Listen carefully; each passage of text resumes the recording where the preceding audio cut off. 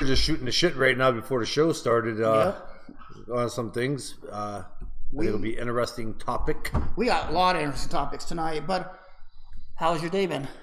Or how's your week? I see you all busy, week. Man. Fucking today, 6:30 in the morning. I'm up. I said I'm gonna get up early now. Yeah. Go. Got straight here from Sun's game, and then by the time we get done with this, I'll be going to bed to get up at 6:30 again. Yeah. Because I'm getting up an hour and a half earlier now than 8 to get the day started to try to fit more shit into it. No shit. How's your gym schedule been going? Good, man. Killed it today. Did you? Killed it. Mine too. I've been doing pretty good with that gym schedule. Actually, the first time I've been lifting now for over a year, hard, 3 hours a day. Yeah.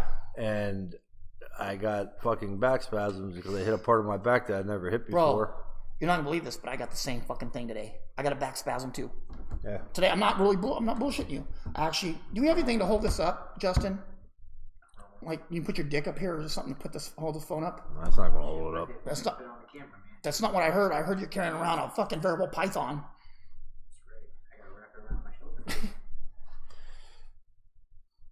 Yeah. Oh, and by the way, we're going out. I want to shoot my condolences out to Anthony Santiago. His nephew had passed this past week. His 4-year-old nephew had passed on an accident at home. And I just wanted, and for you guys that don't know Anthony, he works on the show. He's he works on the network, and he's our videographer. Was that right word? For the videographer. He's a videographer, and he handles our internet stuff, our website. And I just wanted to, for his loss of his his nephew, and how big of a loss that is, and everyone at the Punchline's praying for him, and definitely, Anthony, you're definitely in the prayers, bro, and God bless you and the family, and pray for healing. Wishing the family the best right now. We know there ain't much you can say. I can't say anything to make it better, or you know what I mean, but I can tell you we're here for you. Whatever you need, we're here. He's in Ohio right now. He's in Geneva, right up the road. Yep. So. What's everybody saying? Let's go. What you thinking? Oh shit, where are they? Right here, Julian Johnson. What you thinking? Jacobs won that fight? Yeah, obviously. Jacobs won that fight. Yeah. Oh yeah, that's one. Me and James talked about that. We'll get into that today. Yeah, we're gonna get there. We have a lot going on. Let's talk about the big news before we start the show. You're doing your first seminar. Is that too early to talk about it? No, it's not. It's your seminar. You tell them. We're bringing in Matt, the Immortal Brown. Number 2 ranked welterweight in the UFC. I'm fucking excited. He's going to be coming to where we are right now. He's going to do a seminar at my gym. Yep. And he hit me with I thought I had a little longer, but fuck, I ain't going to pass it up. He wants to come in May 17th. And he's going to do a seminar. We also have some great other fighters coming in behind him. Vitor Oliveira, number 1 ranked jiu-jitsu practitioner in the country right now, or in the world. Oh, we don't have them marked in yet. We got them marked in today. Oh, I haven't told you. Yeah. I talked to thank you, James. Sorry. And we got Luke Zachrich going to come. Another UFC guy, Ultimate Fighter Season 7. He's going to do one. And Dan Siegel, one of the best black belts in the country, is going to come in. So the last couple hours of this day has been like a sore dick. You can't beat it. No, we've like... I think Kelly's pretty booked up to like the fall with seminars. Yeah. And we're actually doing you're doing your first seminar too in Dallas. Yes, I am. I got some news on that. I don't even know what the fuck I'm going to be doing, but I'm doing it. Hey, you're going to be teaching and sign autographs, meeting people. We're going to be in Dallas, Texas, the 13th through the 17th. Yes. And on the 14th at Texas Select Boxing, Kelly's going to be doing his first seminar, and we got some other surprises coming on that too. So if you guys want to come, make sure to book your way in there. Get with Alicia Taylor, and she will get with Alicia Taylor. She'll get you the prices of everything. It's pretty reasonable. You're gonna get 3 hours of boxing instruction, autographs. What else do you get? You get a hi from me. You get to hang out. Talk, BS, and food. There's gonna be a lot of food there and shit, so we're gonna ruin our diets. And you're gonna see some sparring there, and we got some other pros. We got former women's champion Terry Moss is gonna be there. Oh yeah, good old Terry. And we got some other fighters coming in, so it's gonna be awesome. So if you guys are in the Dallas area in June, make sure you come, or your neighboring states come out. It'd be awesome. I know you do, Amanda. You love your UFC. But, yeah. What is it, Simon? Simon. Also on today's show, The Biggest Loser, Season 11 trainer, Kara Casanova on today's show. Yeah. And also Rudy Hernandez. Yes.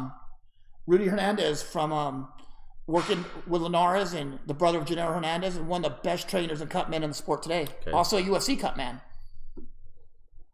And what else going on? We have Kara, which is huge. It's going to be interesting to see what Rudy got to say about the camp and how that's going. Yeah, I think so. I think it's going to be really big to have. We have Lomachenko's camp on there, so I think it's time to bring Linares' camp. We got to be fair, right? That is a true thing, and of course, Rudy is our homeboy. Yep. Great trainer and cut man. Yeah, definitely. And but for sure. So let's get into this whole boxing thing. What do you want to start with? You want to start with what we were just talking about? No, we can start with the Jacobs fight. I think people want to hear that first. Okay, well, let's talk about that. Ours ain't breaking news. No, no, we're not breaking. If not, we'd have been on Saturday night. The Danny Jacobs fight for me was I can't pronounce that kid's last name. Sulecki, Savitsky. Polish kid. Sulecki. And I thought Danny Jacobs was surprised. I had maybe a little bit. Yeah. That kid could fight. I'm not going to say anything bad about it. The kid came and he put together a good fight.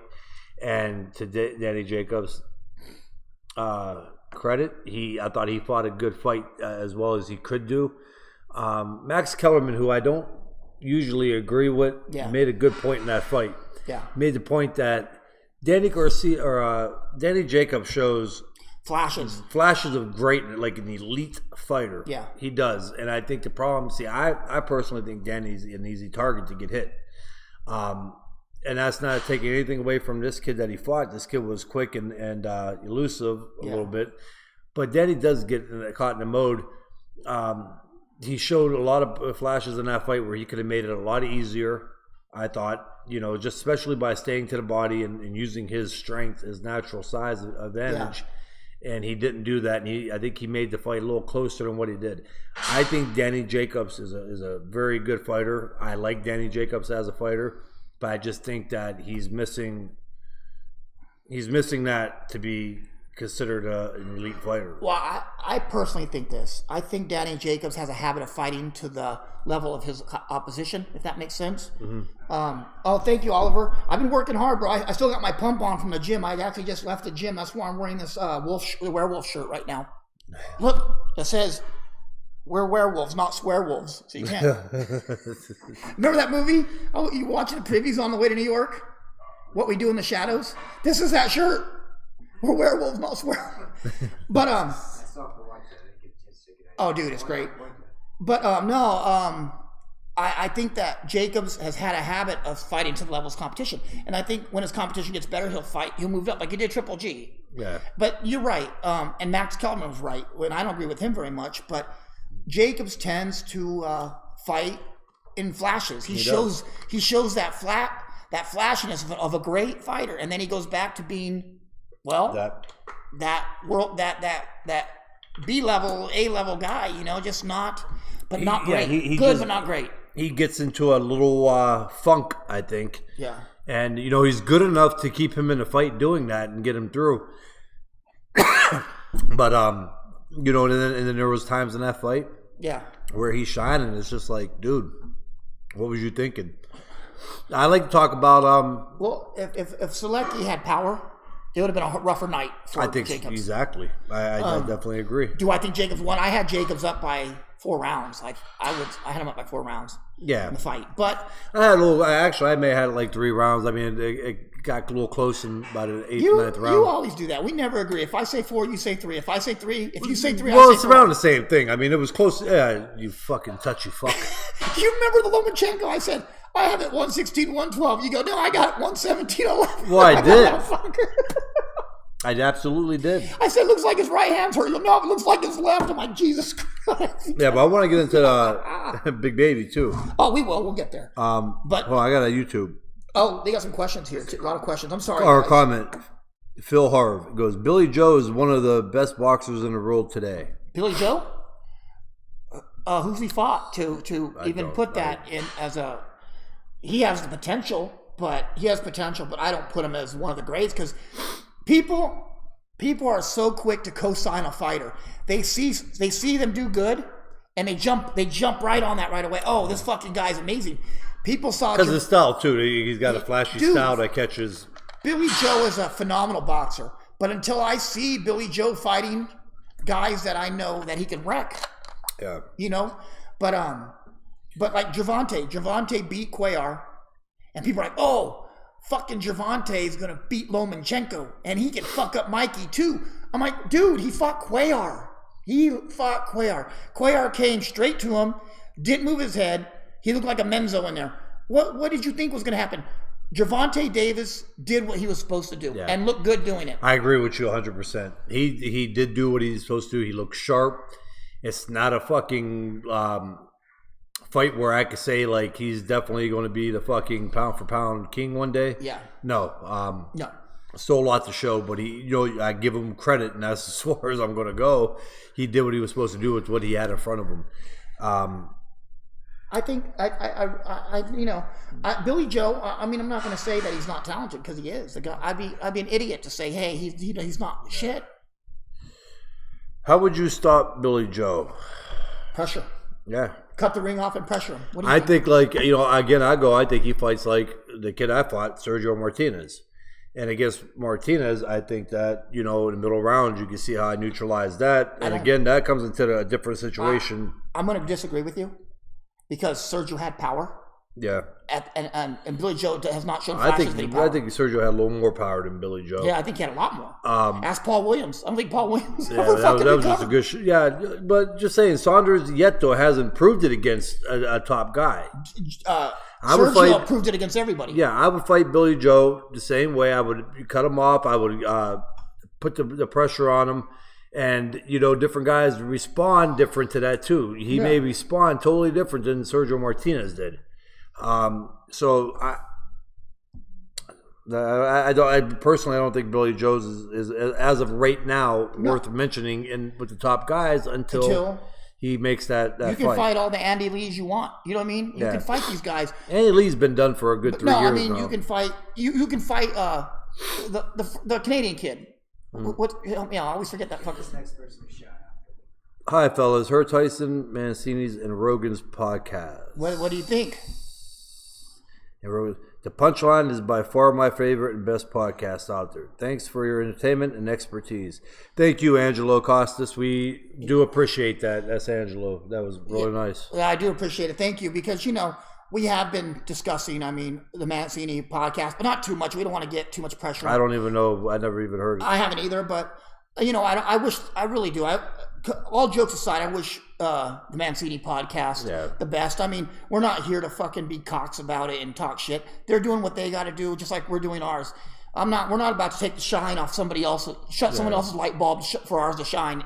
It is what it is. If they're better, fine. If we're better, fine. And Angelo, guys like you watching it, and people like you who entertained and like the show, that's what keeps it going, man. And we want to thank you for that too. So honestly. Hey, Mike Down Syndrome had a funny comment. He said, James, love the shirt. Do they make it for men? If I'm sure if they did, you wouldn't have one. Fucking homo. Okay. You just comment. Jerome Miller made a boatload of fans with the walk in the ring girl fighting cancer. Yes, you know what? First of all, that wasn't the reason. I made a post about why I was a huge fan of. No, you met him. Big Baby. We met him in New York at the Mikey fight. We met Jarrell, Big Baby. Remember how big that? And you said, "Fuck, that's a big fucking heavyweight." Yeah, that's right. Holy shit. That's why I'm here. I remember those things. Yeah, well, that motherfucker. Dude, that motherfucker's paws were like twice. Like he covered my whole hand. I was like, Jesus Christ. Let me tell you, man. That was a big thing what he did with the girl fighting cancer. Honestly, that's by far a huge thing. It is. But I also, just at the end of the fight, I thought it was cool how he talked to the when he was getting interviewed. Oh yeah. And Max, and it's just good dude. I mean, that's good for the sport. People like him are truly good. And he fought. And listen, people are saying, "Hey, that motherfucker is 308 pounds and could go 12 rounds." fucking good. With a 60, 70 punch output, dude, that's what I'm huge. saying. And secondly, he can absorb punches being that big and athletic at 308 pounds. It's going to be hard to really take him out as easy as it is to take out other fighters. So to say that he ain't got a fucking chance, he could be a world heavyweight champion. Yeah, well, you know one thing. Oh, Mike Downey has a question, but fuck him. Don't answer it. Fuck him. I'm just kidding. Go ahead. Just kidding, Mike. Kelly, do you ever wish you accepted the offer to fight Lucian Bute? I understand your point at the time, but I think you'd have beaten him with the lack of a chin he has. But you back in the big money fights. Did you ever not have a big money fight though? Well, just at the end, but no, I mean, your last 12 fights. Bute, that came down to other people where that fight didn't happen. It was supposed to happen in Canada, but everything just went out of my reach on that fight, and that was why. But I would have loved to have fought Bute, truly. And I'm not going to sit here and say what would have happened. Bute was really good at that time. Yeah, he was a sharp fucking fighter, and he was slick, and and I wanted that fight. I wanted to always fight the best guys out there. Yeah. So, but the fight just didn't come to be. Damon says, guys are saying he's too fat to compete. Meanwhile, he punches all 12 rounds. Exactly. That's what I'm saying. But, the thing is this, and I'll say it. I think a lot of boxing fans, I put quotes on that, air quotes on that, will shit on a fighter. They just love to shit on somebody. Anytime somebody does something good, they'll fucking shit on them. I think pound for pound, boxing fans are the worst fucking fans in the world. Man. They are. There is no in between. Either they're great Not fans. to you guys watching the show. No, but you guys are great fucking fans, of course. Top of the game. But no, like... James just has a hard time wording things the right way sometimes. No, I'm wording exactly the way I'm supposed to. Okay, go ahead. Blaze on. I am college educated, damn it. No. I know, but we got... I'm kidding. I know. But I was going to finish. Okay. Either they're great fucking fans or they're shitty fans. There is no, decent fans. You know what I mean? Either they're great fans and they're great for the sport, or they're these guys that sit around in this fucking trailer, this apartment, this fucking hovel, and they just talk fucking shit about somebody doing well. The punchline got the best fans, though, and all the fans eventually that come on, too. Newcomers, you're the best fans, too. So, but no, I know what you're saying. No, there's some shit. There's some shit fans on the punchline. I can't agree with you more. I sit there. I don't even get involved. I'm in 6 boxing groups. Well, and I can honestly tell you that I hardly ever watch them. Well, Oh shit! My homie Dave Talbert is watching. What's up, Dave? He probably just clicked on it. He's clicking out right now. He probably hit it by accident. Like, fuck. Well, fuck, how do I get out of this? Omi Medina, you know Omi, right? Yeah. Polyphemus. Omi's a cool dude. He sent me a link on one of these boxing pages where your name, whatever happened to Kelly Pavlik. And I could not fucking believe some of these answers these people had where you were at. Bro, people, what would people in their mind just to lie about something stupid? I heard he has a gym and he's training people in California. What the fuck? I heard he's working for a machine shop in Youngstown. What? Dude, read this shit. Kelly's working for a machine shop in Youngstown. What group was it?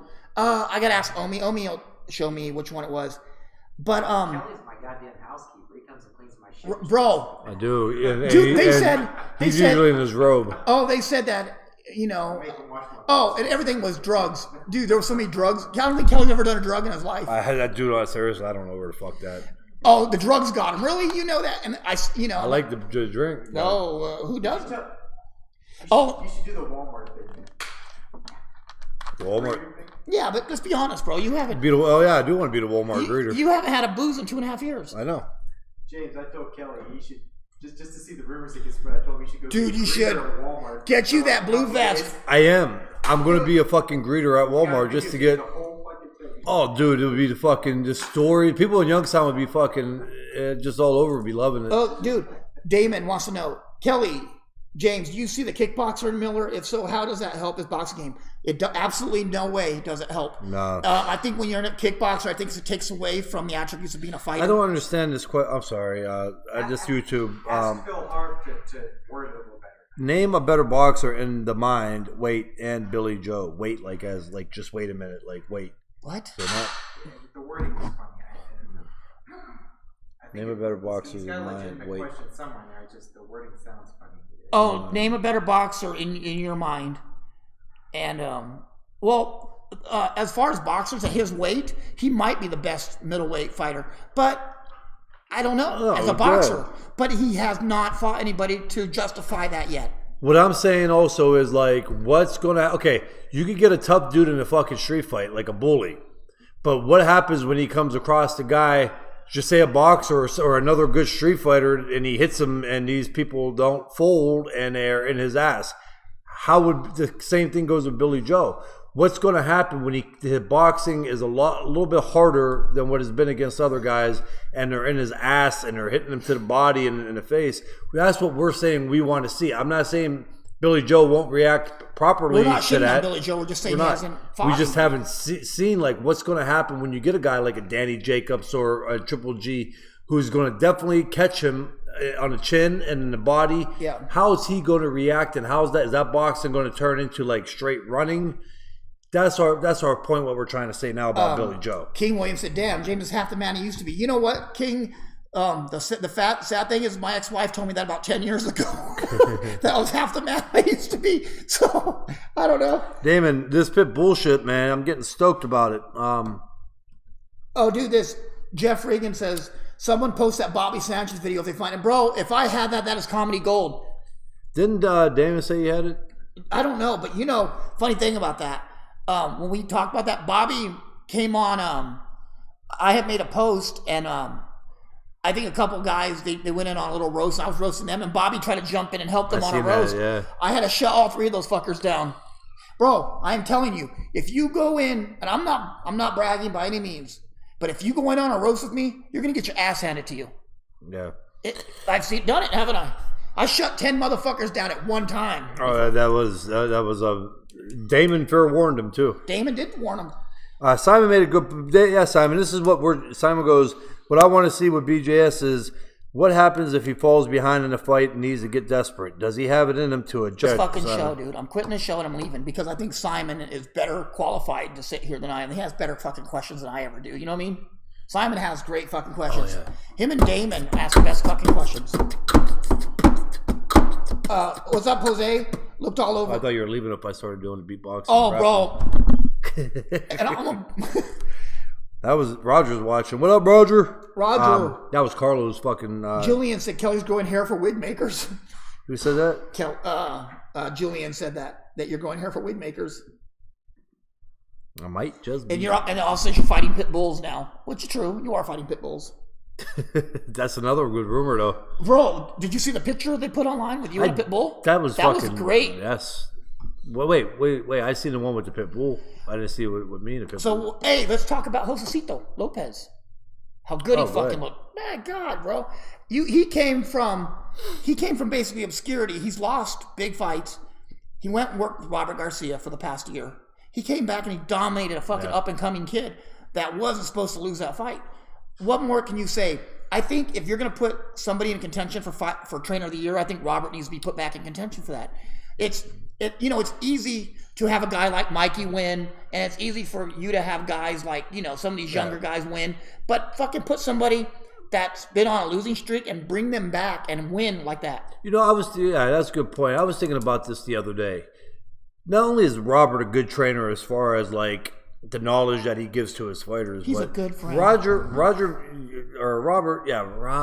he's a best friend of mine. But Robert, he builds an atmosphere for his fighters also. Like I'm being dead serious on this. He builds an atmosphere for where like when you go there, you're going to have, if he work with you or not, you're not going to have a choice but to get better. You have no choice. And he knew what he was doing. That's why I say just like, his game plan as far as having a camp or fighters in a camp was fucking genius. Yeah. And I agree. So I think that it all comes to benefit how he runs that. Julian said, I asked that. You did, Julian. That's why I want to get to your question. I want to make sure I answered it for you. But like me personally, we both know Robert's camp. I've been part of it. You definitely have. That's your trainer. That was your trainer.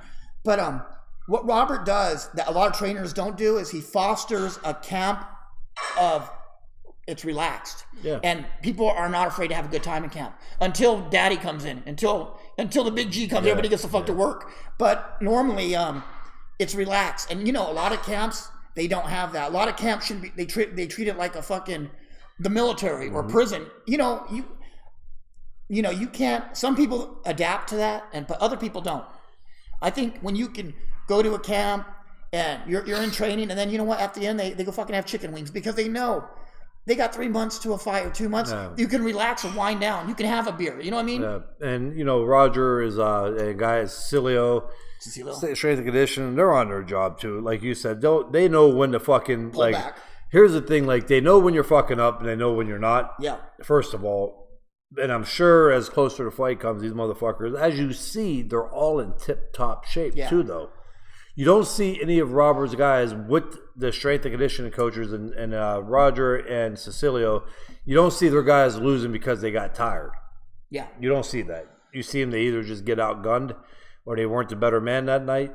So, hats off to them. Well, and Simon has a really good point here.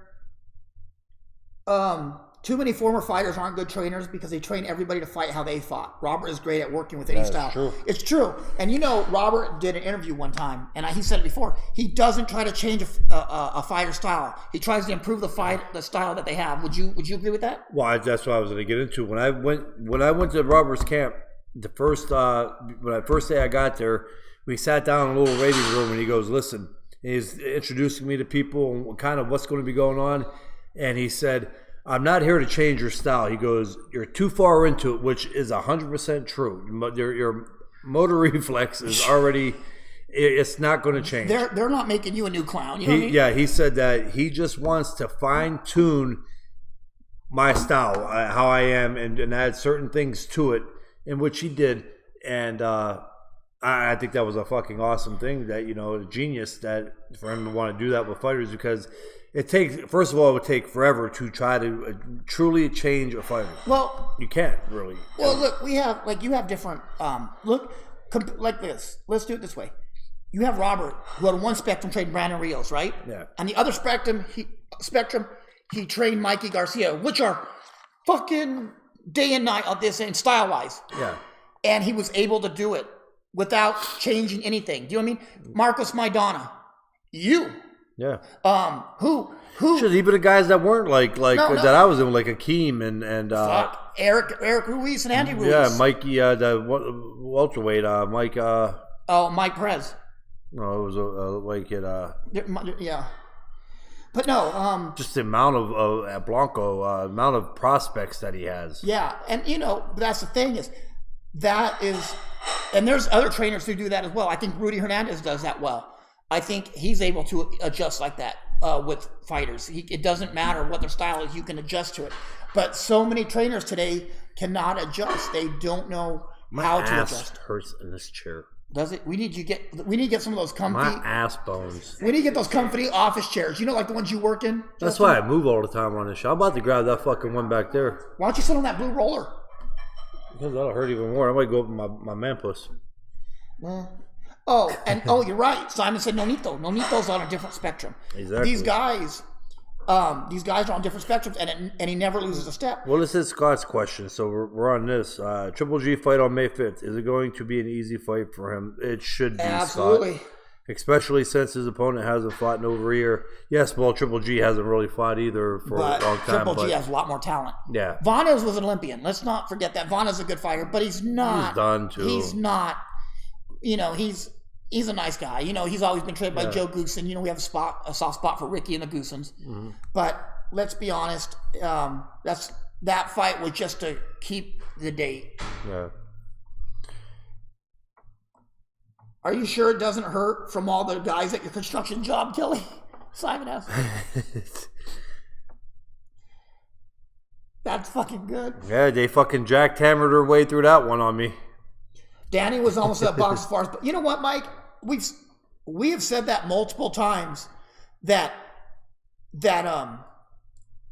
oh shit, my mind just stopped. Brandon did as well as expected in that fight.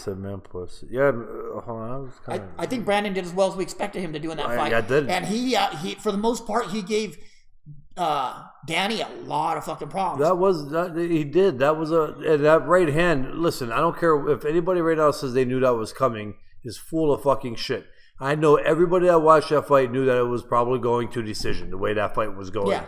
There was nothing that hurt Brandon before that. If you take that knockout out of the equation, that was a tough fight for Danny Garcia. It was no walk in the fucking park. No, it wasn't. And it was competitive for a decent amount of time. You said about my man puss. Yeah, that's what I was telling Simon. The construction guys use that jackhammer, the hard hats. Well, I think me and Kelly, we need to get recliners. I think we're going to work on that. But then people will say I'm a fatter fuck than I already am if I'm sitting in a recliner. You know what I mean? It don't matter how much you train or how much you're in the gym or how much you're eating right. You're always a fat fuck. So just get a nice love seat. Just get you a love seat. Both of us sitting on love seat? No, they got the nice love seat. What was that TV, The Man Show? Remember The Man Show? They had those nice fucking... Yeah, they did. Yeah, like... They got the nice console in the middle. You know, but that thing with that shit, with the Man Show, I think they kind of played it out with the whole fucking beer and bullshit. It was... And you know what, David? I had reels up too. That guy that would come out with the friggin' yard glasses. Oh, yeah, that motherfucker... How did you get that shit done that quick? I'm just a little jealous on that. Also, you know, I'm gonna be the first to say it right now. Sean Porter's gonna whoop Danny Garcia's ass. I concur. I think I don't think Sean Porter stops him, but I think he's gonna beat the shit out of this kid. So. I think he might be able to stop him late rounds. Oh, Donnie Phillips made it. Oh, hi, Donnie. Vanes is great talent, but needs to step up to beat. You know what? Vanes was a great talent 3 years ago, but Vanes is not the same Vanes Matamorgan as he was, you know? 3 years ago was only 2015. Fuck, I mean, I think he was more... Three years ago, an inactivity wears on you when you're past 30 years old. I thought he was a little better, actually, long, like 2012, 11, 10. Yeah, see, fat, pedophile, homeless, no jobs. That's what everybody goes to. I'm like, wow, really? Fucking... That's what they go to on Damon, too. They're on crack. Drinks, cocaine. I'm going to get a job at Walmart as a greeter. Crack is vicious. I tried. Can I go to work at Walmart with you? You tried crack only one time for 3 days. Was it good? First time I thought I was smoking a regular bowl. I didn't know what the guy did. Justin, you can't say that on the show. Now there's going to be the fucking crack line. Hey, I'll tell you what. The punchline don't do background checks. Fuck it. Yeah. If we did, Justin definitely wouldn't have a job. Hey, I like having Justin. First it's this, now it's crack. Bank robbery, crack. No, you know what the thing with Justin is, why I like? Because he's real, man. We got fucking streets here. We got streets. Fuck around. Motherfuckers, they say, you know, their shows are gangster, they'll shoot. They'll say, fuck you. Our fucking producer can rob your whole bank account before you wake up. Our fucking producer got fucking 3 tattoos of spider webs around his elbow, motherfucker. Our producer got teardrops of all the pussy he smashed the night before. Yeah. No, I mean, this is fucking... Does this Ocampo kid have any hope against Spence? Don't know anything about... Ocampo is a good fighter. I think he's like 26-0 or something like that. But does he have a chance? He has a chance, but is he going to win? Absolutely not. I think Errol Spence is a different level of talent. As of right now, yeah. I think if you're going to talk about people beating Spence, you got to start maybe throwing around the Crawford, and you got to start throwing around junior middleweights. I think that's more realistic. Jeff... He said, did you see Porter's impression of Garcia's old man? That shit was epic. Porter's becoming like a goon, and I love it. I just love... He had an impression of his dad, and he was fucking on point. I didn't see that. Oh, my God, it's so good.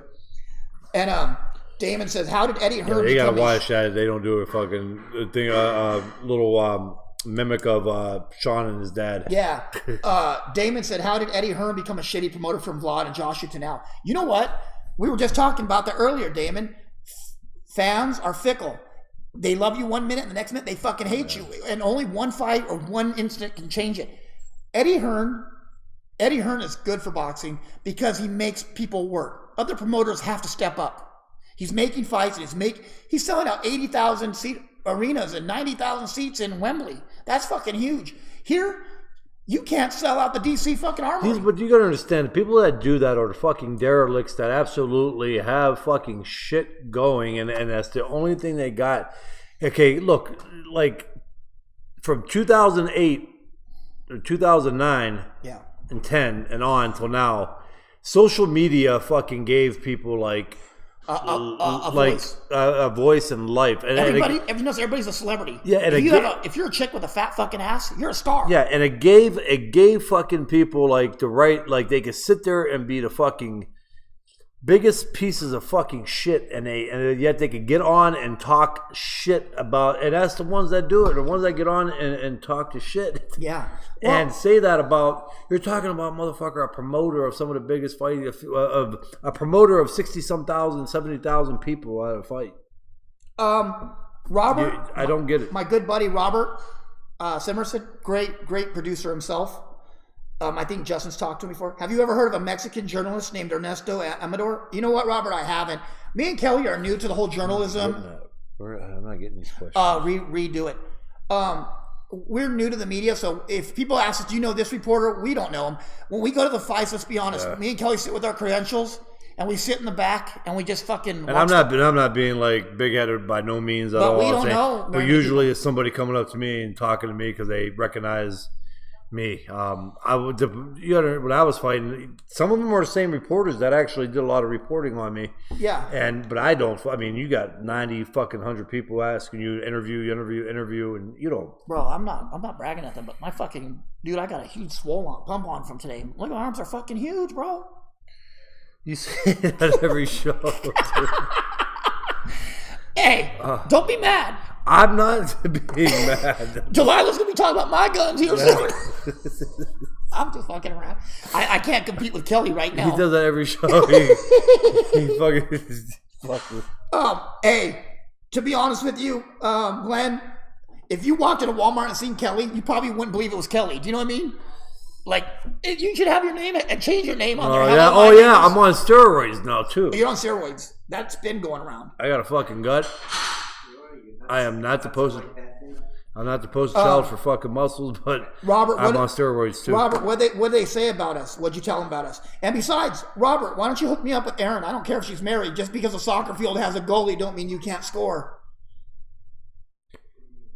What do you think of Ryan Garcia, Mike? We're going to get to Ryan in a second. We were talking about Ryan. Yeah, Eddie will tell you that he takes the rough with the smooth. He has said in the past interviews that he does a great show and everybody loves him. The next week, the show is shit and he's a shitty person. It's true. Or a shitty promoter. But isn't that the way with all promoters? It's with fighters. I mean, Simon, you're 100% ready to get on that. I might as well just every time you fucking. I'm not even going to read your comments because I'm going to agree with them anyway. So yeah. Well, Chris said they spend 8 to 10 hours a day talking about something they don't know shit about. You know, Chris, and that's the fucking thing. I know myself, and speaking for Kelly, I'm sure we've gotten these pages and we've thrown these guys a bone literally and told them something that was like behind the scenes, and told them something that really was like not secret, but just not out yet.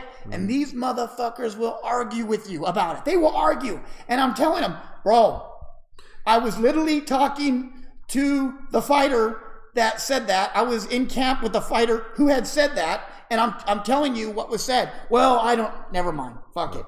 I won't say nothing else. And then they want to get in your inbox and go, what did you hear about that? Nothing. I heard shit. Life's good. Because you're the one usually putting all the info out there, so you're going to get that too. No, I know. Well, that's what we do. You know, that's what I'm saying. If let's say if Mikey says something, you know. Oh, and Chris Bone Henderson. I know, Bone. We're not knocking you though. No, at all. No. Chris is a good reporter. And I remember him doing it on me. Yeah, Chris is a good reporter. No, Chris, didn't Cameron set up a couple of those too? I believe. Thank you, Randy. We really appreciate everybody that's watching the show. It means a lot. You know, we're not as big as some of the other shows, but we try. You know. Yeah. Thanks, Julian. Them boxing groups don't want. They don't want to listen to other shows. They want to fucking sit there and talk their own shit about everybody.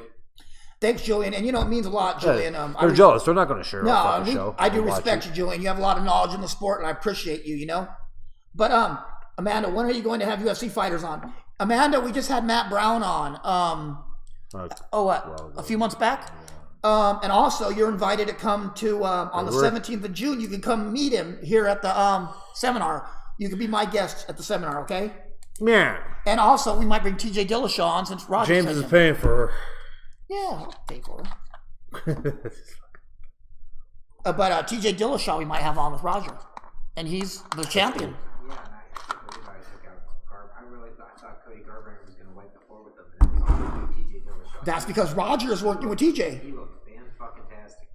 You know what was funny was the other day. Thanks, Robert. I appreciate that. The other day I saw TJ Dillashaw training. I saw Roger post a video, and I called Roger and I said, Roger, I said, are you watching the video? Did you notice something? He said, what? I said, TJ's still fighting off his back leg. He's not harnessing the power. He's not, because he's fighting off his back leg.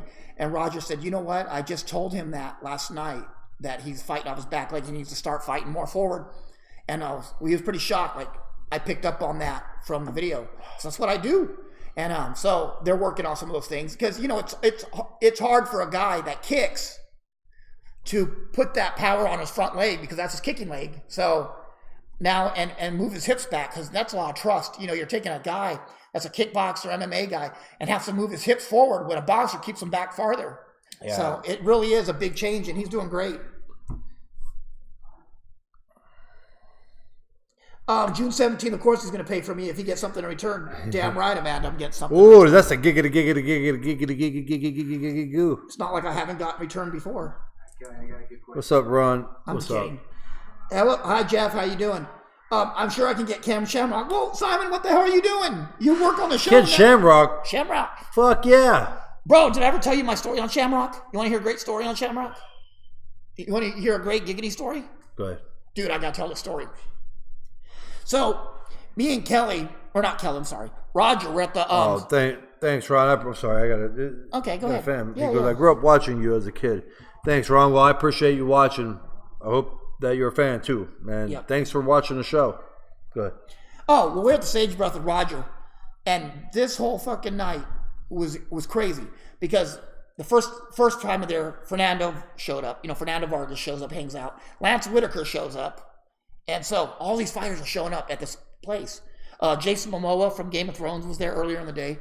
I'm not just name dropping. This all goes to story. You're not right? Name dropping. You just rattled off 20 names. But I'm going to this goes to the story. Okay. Anyway, you're fucking ruining the story. Anyway, I see an MMA fighter. I guess I hear, well, his wife's hot, dude. His wife's drunk as fuck, right? And I'm gonna get to the story in a minute. She's sitting with Roger, and her husband's at the other side of the bar just talking away, and I don't notice the fucking guy. But she's sitting there, you gotta see these tits. I got them done. I got my tits done. Whatever. So, right, yeah. And I said, well, I walked up to her and I said, well, if you're so interested in showing tits, let me fucking hold them. You know what I mean? She goes, my husband won't like that. I said, wait a minute. Your husband won't like it, but you want to show everybody, but you don't want anybody touching him? She goes, my husband is so-and-so, UFC champion. So anyway, I go, okay. I go, what the fuck does that mean to me? I turn around. There's no shit. Ask Roger. I turn around. That motherfucker's breathing down my neck like a gorilla. I'm like, oh shit. I'm going to get killed by this motherfucker. Ken motherfucking Shamrock. Breathing down my neck like a fucking gorilla. And I'm like, and he didn't have to say nothing. I just took my seat. What did Ken Shamrock specialize in? It was grappling, right? All right, let me get this YouTube. Frank is really good too. Rudy's going to be the chief second, but he'll still be the voice in the corner. His brother got that position. You know how that works. Ron's from Ohio. I'm rooting for you when you beat Jermaine Taylor. Oh, wait. This is Angelo Costas. Good question. Hey, fellas. This question is from my fiance. This is a great question here. Probably the best one we ever had on a boxing show. What pizza do you guys prefer? Avalon Downtown or the Elmton? Thanks. Okay. Avalon Downtown is pretty good. And I'm not knocking it, but it's not the Avalon. I've never had either. The Elmton is good, but let me explain. This is fucking great. I'm going to take some time answering this. Shoot fighting. The Elmton, okay. I remember my corner man back when I was fighting. Guys from New York City came in and they were asking about what's a good pizza joint. They heard there's good pizza in Youngstown. And of course we said, yeah, but my corner man was a fucking diehard Struthers guy. Everything was Struthers. I mean, he almost cost me like $15,000 on HBO because he had food on his jacket. Instead of having Affliction, he had a Struthers shirt. And, of course, he stepped in and took them to Elmton. You don't take New York guys to Elmton to eat fucking pizza. Elmton is a pizza that you acquire over, that you're either from a young kid and you acquire a taste because they put cheddar cheese and all this other shit in the pizza. And it is, once you acquire a taste for it, it's a fucking phenomenal pizza. I love it. The Elmson got very good pizza and roasted chicken. Yeah. But that's something you don't take a guy from New York to, first time to try Youngstown pizza. I personally wasn't done with the pizza question. I'm sorry about the pizza question. But the fans are disappearing. Punchline with pizza. Okay. But I personally, my favorite, those ain't bad picks, 4 fans. Angelo. 5. Okay, we're done after this. I personally like Wedgwood. Upton. I like Bellaria. Uptown. Uptown is up there, definitely. What? And I really think the place is kind of newer, but Italian Village got some very good fucking pizza. So I would say like my two, Wedgwood, Italian Village. Then I have to say Uptown and Bellaria are good too. But I would not pass up those ones, Angelo. Thanks. Great story. Go ahead. I'm trying it because you guys, if you haven't tried it, either one of you got to try it. Basilon's in Farrell. Hot pepper pizza with sausage. Dude, I don't even know where the fuck these Nobody's places driving to fucking Farrell, though. It's worth it. Donnie said, James, when we go to New York put it on City. there. Donnie, we're going back to New York City May 12th. If you want to come, I'm sure you can. How do you like Jose Benavidez' growth as a fighter? Who? Jose Benavidez. How do you like his growth as a fighter? David's brother. I haven't paid. I seen him once. I can't really say right now. I think Jose's getting better. I don't think he's David, and I don't think he'll ever be David. But I think Jose's a formidable guy in the division. You know, but I'm a bigger fan of David right now. Kelly, this is Nate, Amanda's son. I'm 9. I like watching you on YouTube. Aw, Nate. Nate's a good kid. Thank you, little Nate. I appreciate that. Ron, thank you, man. I appreciate it. Good old B-dubs. He got good wings. Well, I think that maybe Nate could come meet you sometime. What do you think? Hell yeah. Definitely, Amanda. Amanda, we're going to be in Columbus on June 11th for the seminar. Yes. For Ricky Rocket. For Hell Poison. Yeah, Poison. Yeah, and Dan invited us. Thank you, Dan Siegel. I'm dressing like the 80s, too. I'm wearing a mullet wig. I'm getting the stonewashed jacket. And so basically your high school clothes. The jeans with the holes in it. Kelly's wearing the same clothes he wore in high school. Yeah, my name's going to be Creature. You know what? Hey, Zap. You need to buy you a Trans Am, an old one, and we'll go up and we'll play Stroke Me from Billy Squire. Remember? Dude, what if we really went down there with a Trans Am? Dude, wouldn't that be awesome? Remember Billy Madison when he pulled up to high school in that Trans Am and REO Speedwagon shirt? Dude, I've been looking for an REO Speedwagon shirt. Okay, when is this? June 11th. We gotta find a fucking cheap Trans Am on fucking like Craigslist or fucking somewhere. Donnie, you always say you're in. Donnie always says he's in. That's like third time he said that and he fucking doesn't go. All right, but Donnie, check this out. You could come with us down to Columbus. Find me a fucking. If you can't find a Trans Am, we can find you an IRA. Yeah, either. Okay, hold on. An 85 to an 89 Trans Am, and what else? IROC. A Camaro. IROC Camaro. What year? 87 through 92. Dude, I will buy that to go down there in it. You think they would get a kick out of that? Yeah. It's an uncomfortable fucking ride, but I don't give a fuck. I know. Buy Kelly a Chevy Sunrise. I'm gonna buy that motherfucker a Gremlin, an AMC Gremlin or a Pacer. I want to get the motherfucking mystery machine from Scooby Doo. Dude, painted green. Do you think Triple G should fight Jamal Charlo? The fight this Saturday isn't that great. Let me tell you, Ron, what I think he should. But do I think Charlo is ready for that? I would like to say he is, but I don't think he can beat Triple G. I think a better fight for Charlo right now would probably be Canelo. The problem with that fight is if Canelo beats Charlo's ass, it's because of the performance enhancing drugs. Yeah. If he loses, it's because he's not on performance enhancing drugs. So either way, he's fucked. But I personally don't. Charlo's I don't think is ready for them guys yet. I don't think they get the credit either if they beat Charlo at this stage. He just jumped into the division, but he's going to have to fight one of them. I mean, he's making a fucking name for himself, and he's going to have to fight them. I've said it before and I'll say it again. The Charlos have a great upside. They're good fighters, but they're assholes as humans. They're fucking assholes. I'm gonna be honest, Kelly. I know. You know what? I'm not gonna put your name on it, but we've been to 3 events last year, right? Yep. We've been to 3 events last year, and every event that they've been in, they've started shit with somebody or some kind of shit's kicked off. You know, I don't like going to an event where I think that I have to wear a motorcycle helmet because I might get punched in the fucking face by somebody. I agree. I mean, at one event, something's going to eventually pop off. And what I'm saying, somebody like us, innocent bystanders who are fucking there to report on boxing, eventually something's going to pop off at one of these fights, and there's going to be some type of shooting. I agree with you. I mean, it is coming to a point. And the shit I talk, I'm going to get hit. Yeah, I mean, it's coming to the point like where it's oh, dude, a middleweight motherfucker. You see middleweight coming at him, and I get hit. You see him fucking the Kelly Pavlik right hand. Everybody. Hey, I'll tell you what. I'll jump a motherfucker on his head. I don't weigh 160. Yeah, but that I mean, and again, I'm not still putting all the blame on the Charlos. I think they're influenced. Oh fuck! But at what point do 24-year-old men got to quit being influenced? That's before the show's over. That's speaking of that. Going back on your thing with McGregor. And that's not to start an argument or no fight. No. But I just want to be that. With that being said, just like when you said that's a good friend. It is a good friend. Okay, but let me tell you right now. Those 20, and it was a private plane they flew over on. That's a big fucking private plane. It fit 25 goons in it. And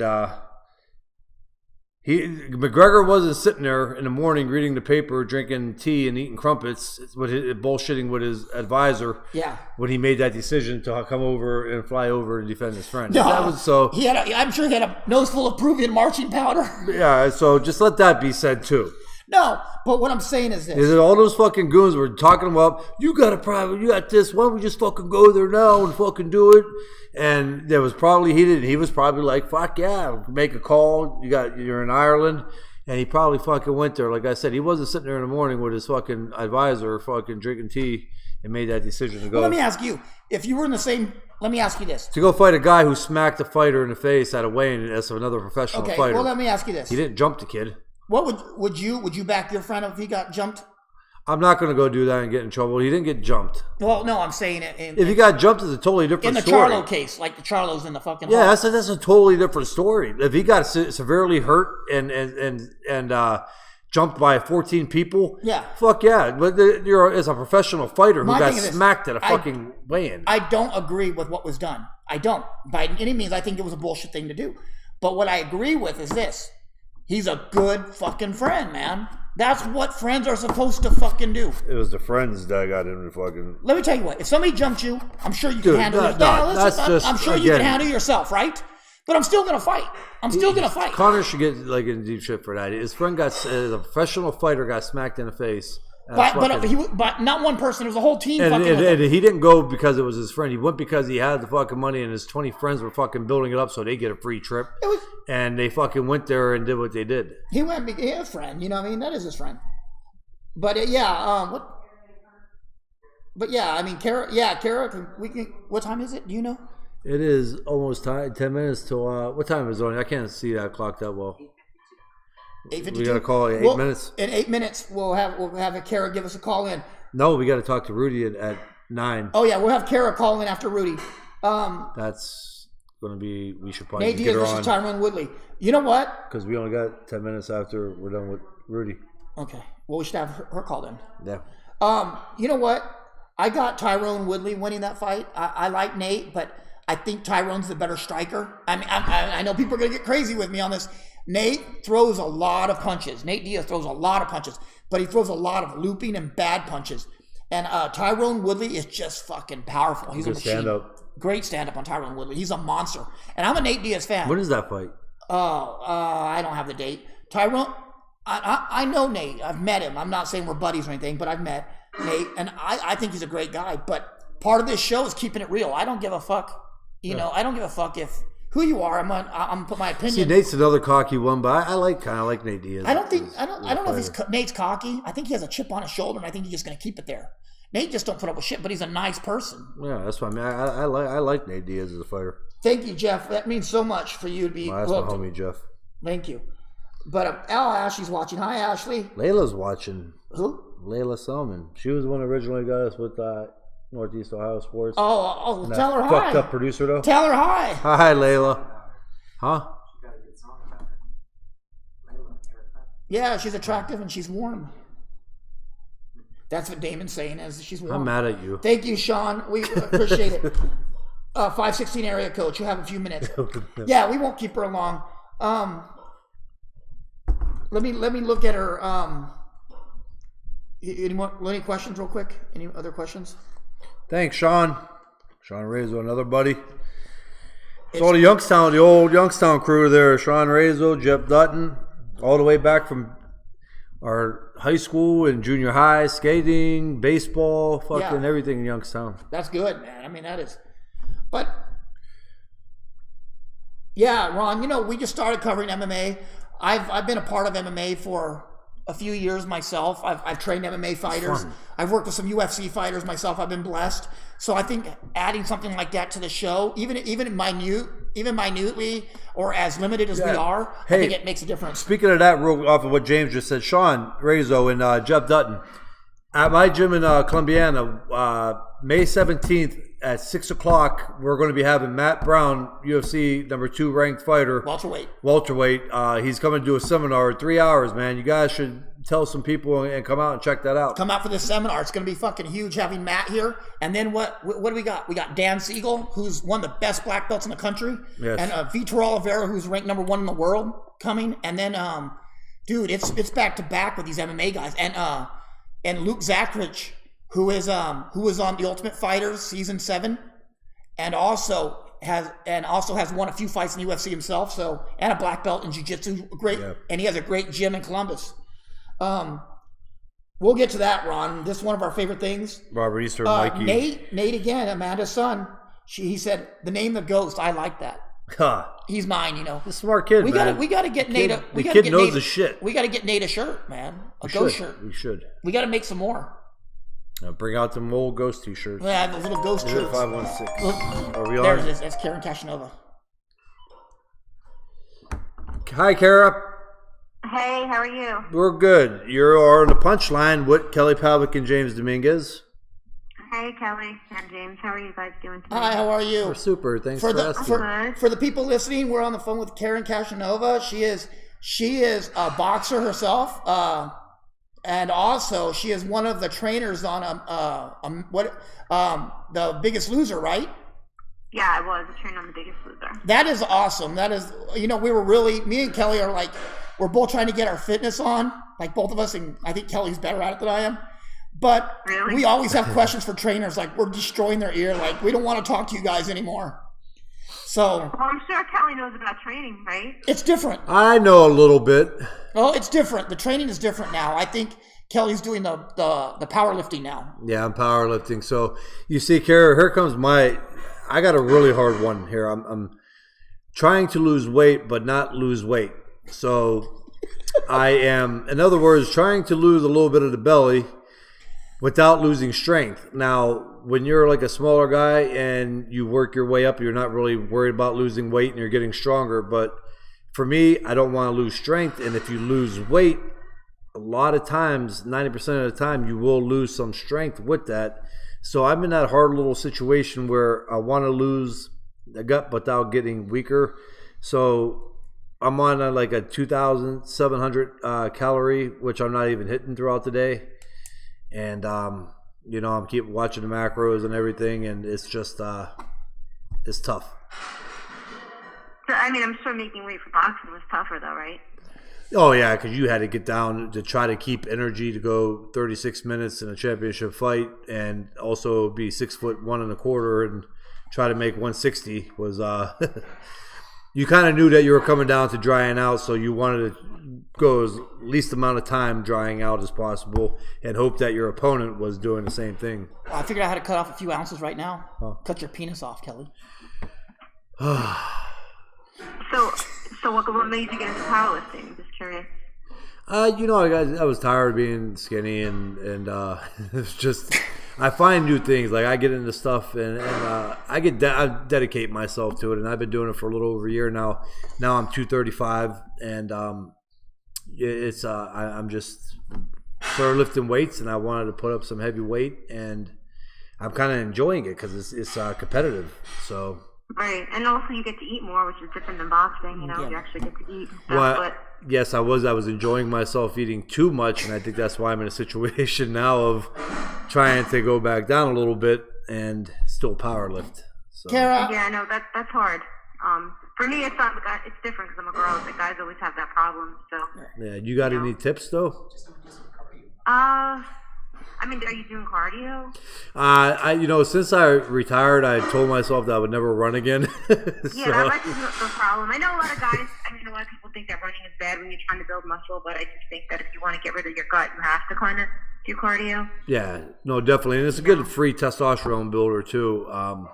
But, yeah, I'm just, I know I'm going to have to do it, like, real soon. So that's... and are you eating clean, or are you eating just, like, whatever? I stay on it. I've been eating pretty good, and then I have my cheat day, which actually seems to help me lose throughout the week. After I do that, and I'm staying within my goal. My macro goal and that nutrition goal throughout the day. So I don't think it's hurting. I'm still down 10 pounds from 3 weeks ago when I started. So. Yeah, I would just say start running lightly, You don't have to do sprints or anything like that, but just running lightly, I think you'll definitely lose your... Hey, Kara, this is James. Thank Can you give everybody a little bit of your background? That would be great, and what you do and things like that. Sure. And I think that would be huge. Yeah. Well, I used to box, so I know what making weight is. That's why I said it can't be harder than making weight. It's torture.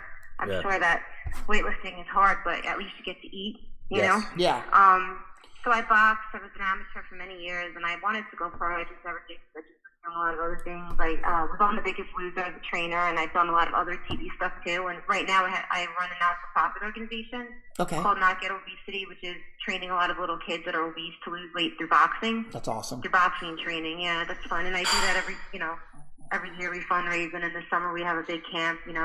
Like 100 kids and.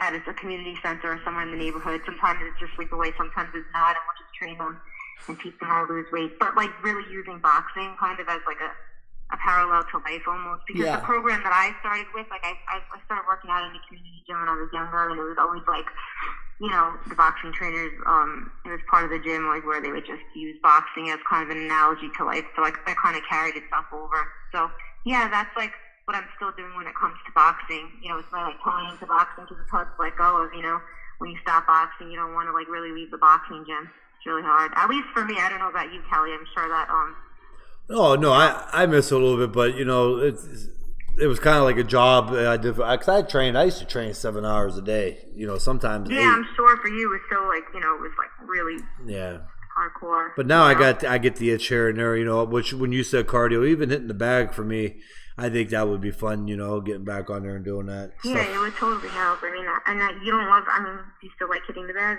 Here and there, I still like to see where my pop's at, make sure I still got it. We can work minutes anytime. Yeah. Well, I need to. But I got a question for you, Kara. I know a lot of, you're a dedicated athlete, and you've been for years, and so discipline's pretty high on your list. How do you deal, and I know, when you're doing America's Biggest Loser, you're dealing with people that aren't as disciplined. How does that affect? How do you work with that when you got people that aren't as disciplined or not willing to work as hard? How do you handle that? It's hard. You have to find different ways to motivate different people. Even with kids, some kids, it's just I think some people are just born lazy and some people just aren't. I think that it's something that you have inside of you, and if people are lazy, you just have to find a way to push them. It's really it's getting really creative. Different things motivate different people. Money motivates some people.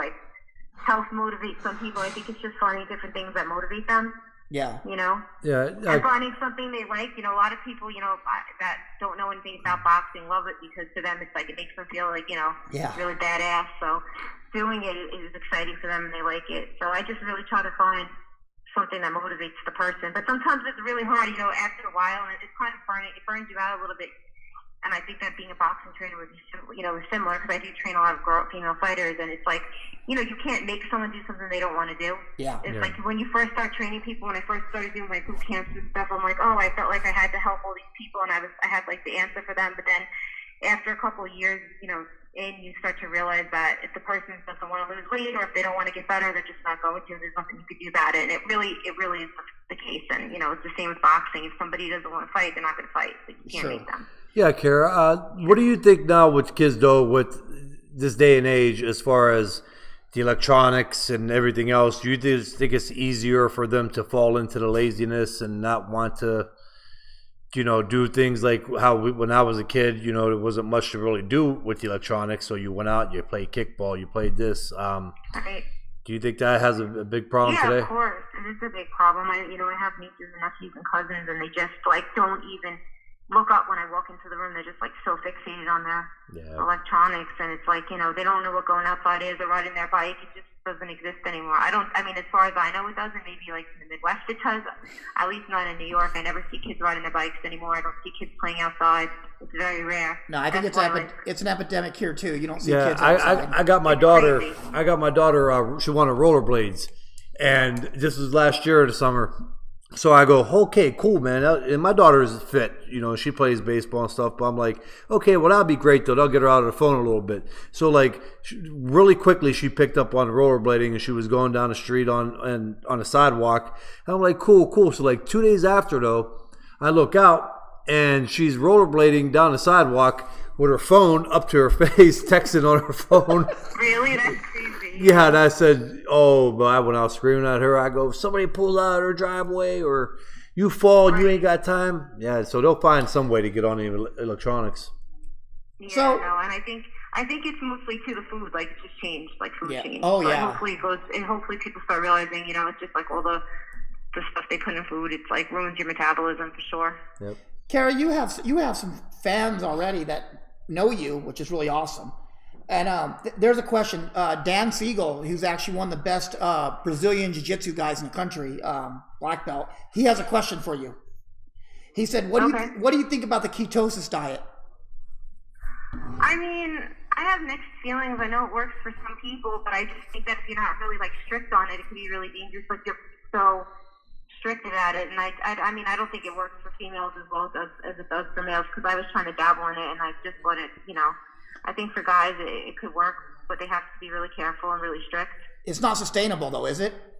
I don't think so. My friend is dating a guy who's doing that, and he's really ripped, but she's trying to do it with him, and since she's a female, I don't know, it's just the body is different, and drinking, just doing all the stuff he's doing, she's actually somehow gained weight, so I don't know. I don't think it's sustainable. I think it's from what I heard, it could be dangerous. Yeah. I'm not really, I haven't, I don't know enough about it. I just know that I was looking into doing it myself a while back when I was really trying to cut weight, but then from some of the stuff I was reading, it could become really dangerous and toxic. It's done the wrong way, and it could be really easy to, fall that way. Yeah. So are you still doing boxing training? Are you training yourself still, or are you just a stage? I train myself. I went for a run today for the first time in a long time because I fell down a flight of stairs and I hurt my knee. And I felt so old, and I popped my knee out. So then I hadn't been able to run, and I hadn't. I actually kind of like running. I don't know. It just kind of reminds me of That's That's gonna be my excuse too. Why I don't run. I'm gonna just figure something out that happened to my knee. Yeah, well, it did happen. But then I know. Maybe I held on to the excuse for a little too long, because it was I was better for a month and a half, but I didn't run. And I went running today, and I was just oh my god, I really love running, and I do train at the gym a lot. I train a lot since I train a lot of kids, and I'm at the gym a lot. And I have my own boxing training still from the center I used to box at, the community center. So I work out with him.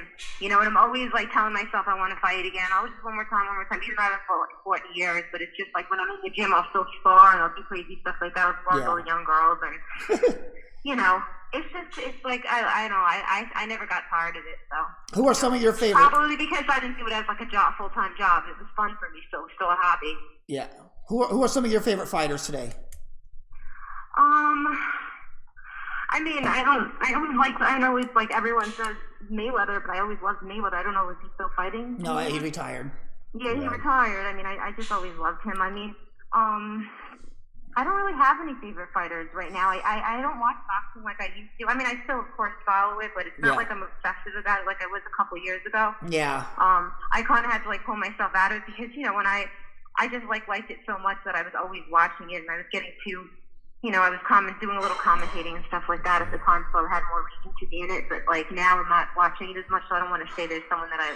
Yeah, it gets stressful watching all the time and listen to the comments. You get pretty stressed out. We find ourselves in this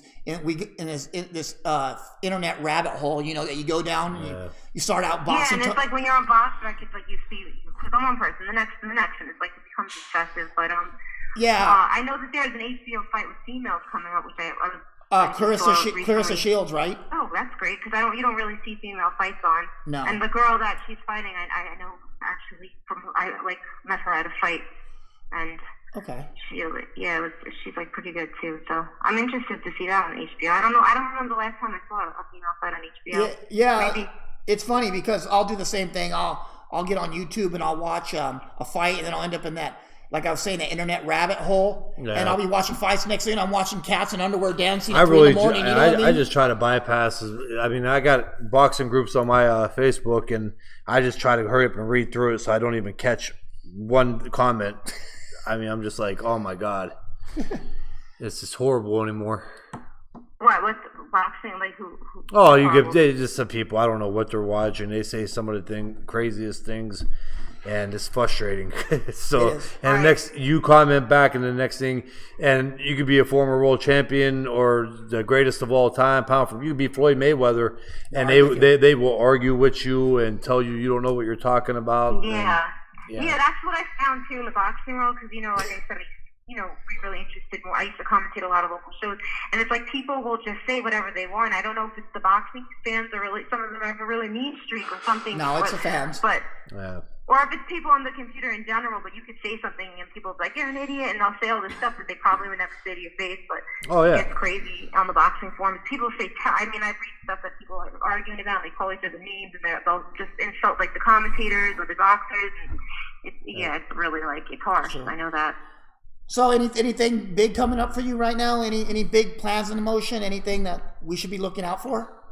I mean, if something big comes up, I'll let you guys know. Right now, I'm just working. I'm actually working at a news station in New York, and awesome. Just as a journalist. So that's been interesting, different. But I'm trying to do stuff less physical. I've kind of tried to make.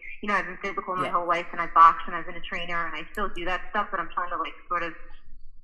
Start using other parts of me besides in my brain, more. Even though I know that boxing is a science, of course, but I just felt like I wanted to do something more like writing, journalism. Yeah, well, of course. Yeah, I do that too. I like to write too. I'm a writer myself, so I understand. Probably just not as good as you are, but I try. But no, sure, you're good. Oh, well, I don't know. I write comedy for TV shows, so I'm not. Oh, really? I'm not a boxing writer. Yeah. I'm actually working on an episode of Drunk History right now for Comedy Central. Oh wow! Let me know when it's on. I'll watch it. I'm doing the Sherman episode, the Burning to Atlanta from Sherman in August. So okay. A lot of it got red penned, so you know how it is. You get it sent back from the editor, and you have to redo it and redo it and redo it. So we'll see. Yeah, put it up. I mean, I don't know if you have I'll check out your social media. I'll look it up if you have it, and I'll watch it. Oh, I would love to. Yeah, I think the episode's coming in August. I think they said that. I think it's going to be Zach Galifianakis as Sherman, so I'm pretty excited about it. Oh, really? That would be so cool to watch your writing get, like a dream, really. Yeah, and it's pretty interesting. But like I said, do you have any social media where people can follow you at? I do. Kara Castronova is my Twitter, and same with Facebook and Instagram. It's just my name, Kara Castronova, CaraCastronova. Yeah, I'll follow you guys. I mean, are you guys on... Is it over under Punchline, or is it just your separate Twitter handle? Yeah, you could go to punchline.live. And then you could follow it from there. It's easier. That's like our website and, to YouTube. We would appreciate that, too. Yeah, of course. So. And, send me, I guess the link will be up, and I'll tweet that out, too. Is that going to be just... Okay, I'll find it. Yeah, or Simon, right? Simon, yep. Yeah, we can but Kara, it's an honor having you on, and it was a treat for me. I know. I was looking at. I actually Googled you, which was really cool. I looked at some of your stuff, and I thought it was pretty awesome having on. It's a nice change of pace, So we would love to have you. Yeah. We'd love to have you on anytime. I know you're busy. Yeah, it was definitely cool. Really cool. Yeah, and good luck with you're trying to lose weight, but not, and also. Good luck with your comedy writing. Yeah, whatever we're trying to do here. Yeah, whatever. Everything you're trying to do, good luck with. I'm sure you both will be really successful with it. And same with you, and we'd love to have you back if you could spare time for us. Yeah, for sure. I'll let you guys know. I should have some stuff coming up that I could call in about, and I will definitely let you know. Alrighty. And it was great having you on, and thank you. All right, bye, guys. Okay, bye, Kara. And that was Kara Castronova, which is a real treat to bring on, guys. I know it's not always boxing, very nice. But I think the whole fitness thing's a huge thing for people right now, and just to hear. And she is a great trainer. But Scott Best, Mom, bring me another hot. Mom, the hot pocket. Fuck. Well, we did have a question before we go into Rudy. Yeah. Let's get into Ryan Garcia real quick. Okay. All right, guys, Ryan Garcia time. Let's talk about what we talked about earlier. Go ahead, Kelly. I think Ryan Garcia is a very, very talented, promising kid. I think he's very promising as far as it comes to the sport of boxing. I think he is a marketing success. I think everything good about the kid. I think his personality and his attitude is great for the sport.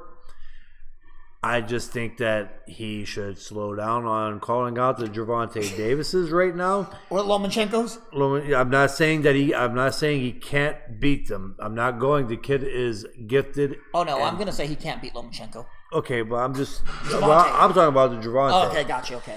Here's how I look at it, though.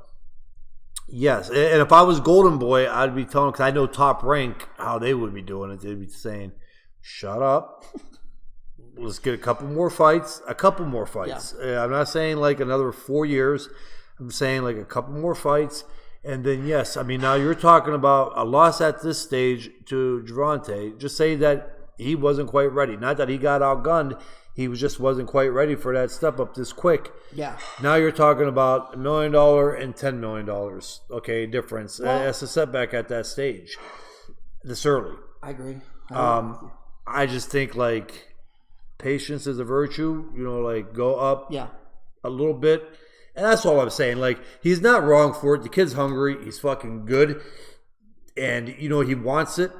But I just think a year. I think it's with the generation. That's a generational thing, Kelly. Yeah. I think everybody now, I think the new generation, I think they want everything now. They want it fast. You're with this internet generation where if you're not relevant, if you're not online and you're not relevant, you ain't shit. You see it with Gervonta. You see it with Adrian. You see it with the Charlos. They spend more time on Twitter working their Twitter fingers out than they do actually in the gym. Yeah. Do you know what I mean? Who gives a fuck? Fight. But the one thing I will say about Ryan is, what fighter out there do you know that sells out the StubHub at 19 years old? This motherfucker. He's a fucking promoter's dream come true. I mean, he truly is. The kid is bilingual. He's bilingual. Mm-hmm. He's not a bad-looking kid. His whole audience, his genre of his audience, his whole demographic is... You're supposed to say no homo after that. Well, let's just be honest. Yeah, what he does this day and age? Yeah. Like no homo. But the kid's demographics is from 10 to like 18 years old. I think he had like 400 or 500 fans that were just little girls, that were teenage girls wanting to see him. I mean, that's fucking crazy. You have not seen that since Oscar De La Hoya when he turned pro. Exactly. I mean, I think it is like the second part of De La Hoya part 2. But, and Ryan, he may say, I'm fucking Ryan Garcia, and he's right, but I'm just saying that on a point of he has that potential to do something in the sport, and I just think, like, just a little slower. And I think he's definitely good enough to beat Gervonta Davis. So, that's not the point. I'm just saying, like, just a little more ease. The thing is this. I agree, but the thing is this. Gervonta only has 20 fights himself. And he's been a pro for 3 or 4 fucking years. You got this kid, Ryan, who's been a pro for 16 months, already has 14 fights in. At this point, which one is more seasoned? Yeah. Who's more seasoned? The kid that's fighting every 5 weeks, or the kid that's taking a fight, averaging what? Yeah. 4 fights, 3 fights a year? I see. I don't know. I'm not saying he beats him. I'm saying talent always tells. There's always going to be that. But do I think Ryan gets blown out? And you want my opinion? I'm going to tell you, Ryan's not the best prospect out there right now. I'm going to take Virgil Ortiz any day over Ryan Garcia. Oh, Virgil Ortiz is fucking... I'm going to take Virgil Ortiz Jr. from Dallas, Texas, as the best talent, up-and-coming talent right now in boxing. And the thing with that, too, like, that's awesome right now how the sport's going, because they're great kids, both of them. You know what I mean? Like, when you talk to them, they're like... very respectful. And they're mature past their age. Yes. And they're talented. And I think, again, that's another good thing for the sport of boxing going farther ahead. Well, you ever notice this? Tell me if you agree, I don't know, Kelly. But what we're seeing is a repeat. Ryan Garcia and Virgil Ortiz are like the yin and yang of the sport nowadays. It is what Oscar and Shane Mosley were when they came out. Do you remember that? Yeah. Shane was this up-and-coming star, just like Oscar, both 92 guys. He came in, and he was speed, and he was flashy, and he hit hard, just like Ryan. And then you had Oscar, just like Virgil. One-punch knockout power, stalk you, and fuck you up. So what we're seeing that again. I agree, 100%, and it's fucking fresh breath there. It is. And you know what? People talk a lot of shit about Golden Boy, and Golden Boy, they're all their fighters this, and they're going down the tubes. Bro, Golden Boy is not going down the tubes. Golden Boy's been around long enough now where they're staying. Well, the thing is, Golden Boy are investing their money into prospects and young talent. Yeah. They know this older generation of fighters, they're on their way out, man. And even the Charlos, they're not with Golden Boy, but I'm just saying, guys like the Charlos, guys like Lemieux and Broner and Mikey, they're on their way out. These guys are in their 30s now or late 20s. They don't got a lot of time. And they're investing their money in these 19 and 20-year-olds that are fucking stars. Yeah. Young talent. Yep. The future of boxing. Pretty much, yeah. Amanda, you should have let Nate stay up. Glenn says, I'm a fan. I don't care about the business end of it. I just want to see some kick-ass fights. Amanda, my son's bedtime is the same time, too, so that is not...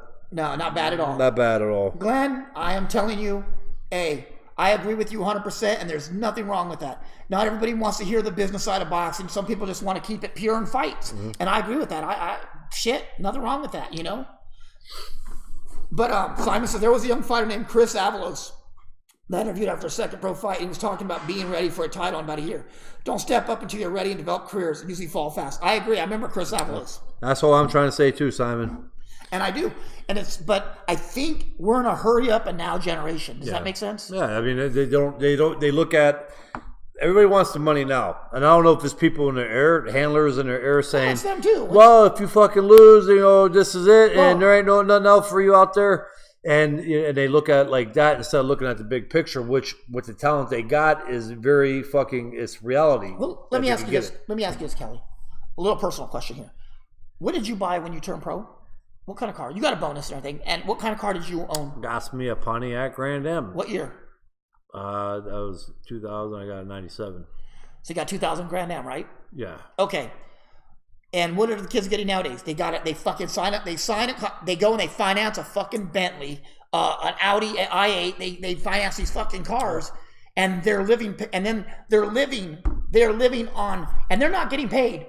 They're living on stipends from their management. Their purse advances they're living on, right? Yeah. So they're living on purse advances. They get into debt. Listen up, guys. This is educating you guys big time. And Kelly will agree with it, I hope. These guys will get into debt for $100, $200, $300, $500,000. These kids will to them. And they fight. The next 10 fights are basically free. And they think, and all they're doing is they're chasing pavement. Their whole career, they're chasing pavement. And their ego's too big to go get a fucking side job like a lot of people do early in their career. Why would they? You have a guy with 6 fights driving a fucking Bentley. Do you know what I mean? Does that make sense to you?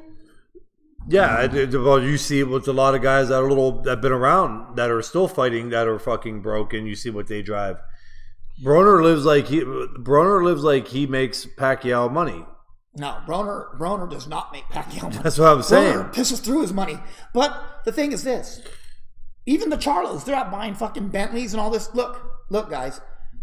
These guys, it's the jewelry they wear and the watches.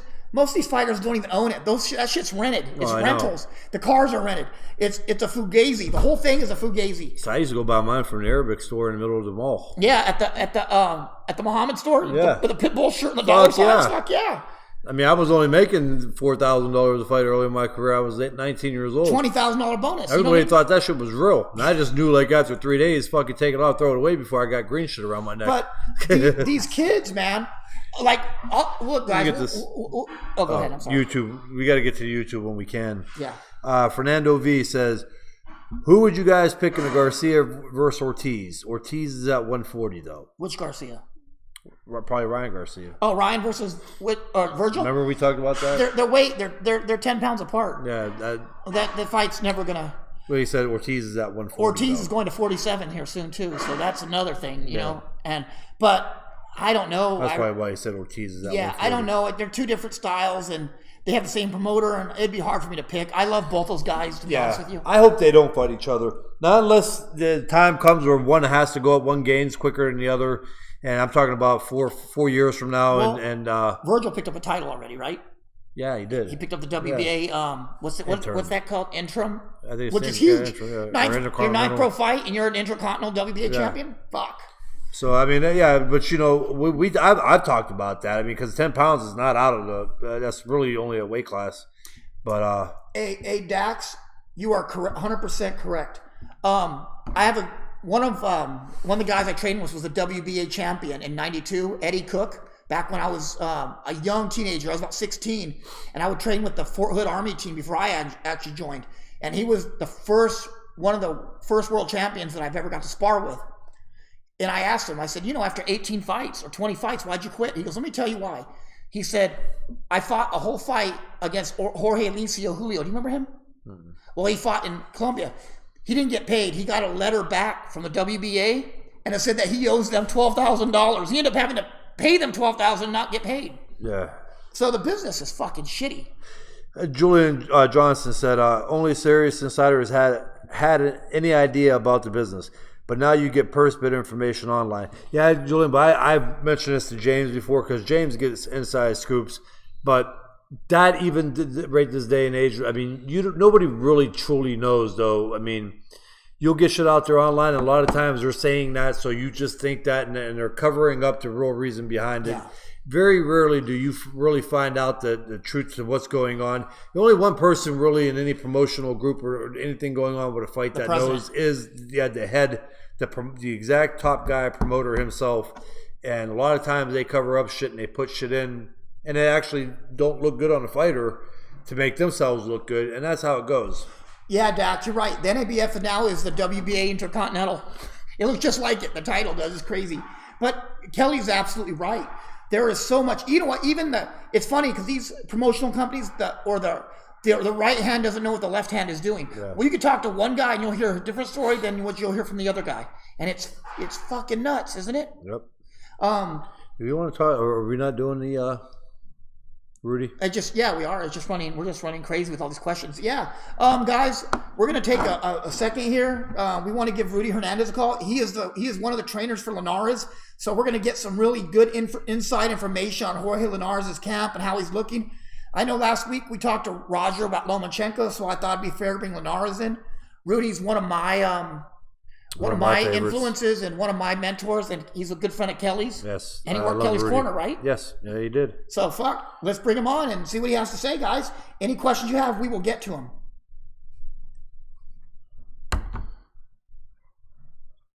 If he answers. He said, fuck these guys.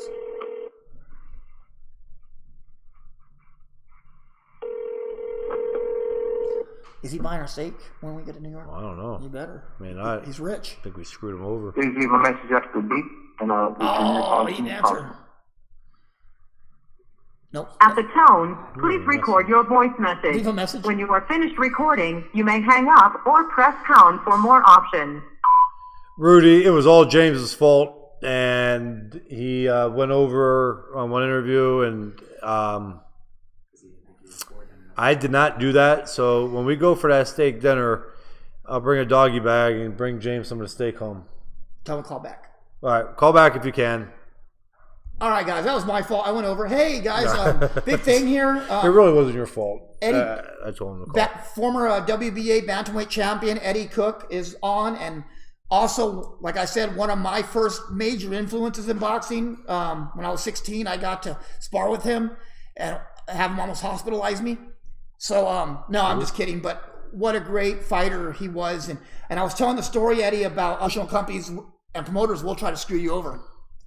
But like I said, guys, we went over because Kara's interesting, and you guys, your questions. And to be honest with you guys, your questions come first. Yeah. Even before guests, you guys come first. So there is no show without us. It's just we actually went back on the guesting. We really wanted to get Rudy on though because of we had Lomachenko's camp with our friend Roger, and we really Rudy on the other hand too, who's close with us, and we wanted to get his side of it. And Yeah, well, we'll see. You know, if we may still be able to get him. If not, next week. Next week we'll get him. It's no big deal, but we will definitely get him. It was my fault, guys. We went over, but right now, like me and Kelly said, your questions are what come first, even before guest.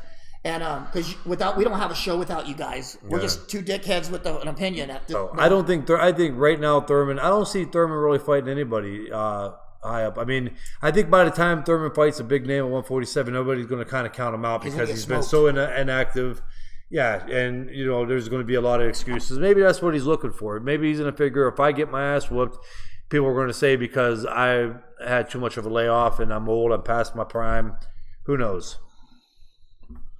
Yeah, and Eddie Cook said, "Thanks, I appreciate. Thank you, Eddie Cook, thank you, Eddie, for all those years of, of everything." But do I think Keith Thurman? I don't think he's at a point where he's enjoying boxing. That's just what I think. I think he's a little, that division. Do I think he fights Errol Spence? I think eventually. I think living in the Himalayas, smoking weed, and riding elephants is going to cost big at some point. He's going to need that money. I think he might be waiting for Thurman to go to 154. Well, Thurman has, Spence has his own issues at 54. When you get there, you got guys like. I know, but I'm saying, I think, what's this, another one? Oh.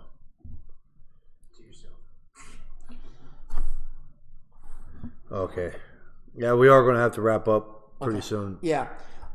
Simon says, I was around a fighter whose manager was pissed because he paid the WBA a few $1,000s and suddenly his fighter was ranked 9. He had just beaten a top 10 contender and still wasn't ranked until he found out back in the 90s. That's how it worked. It's true. I mean, boxing's a dirty business inherently.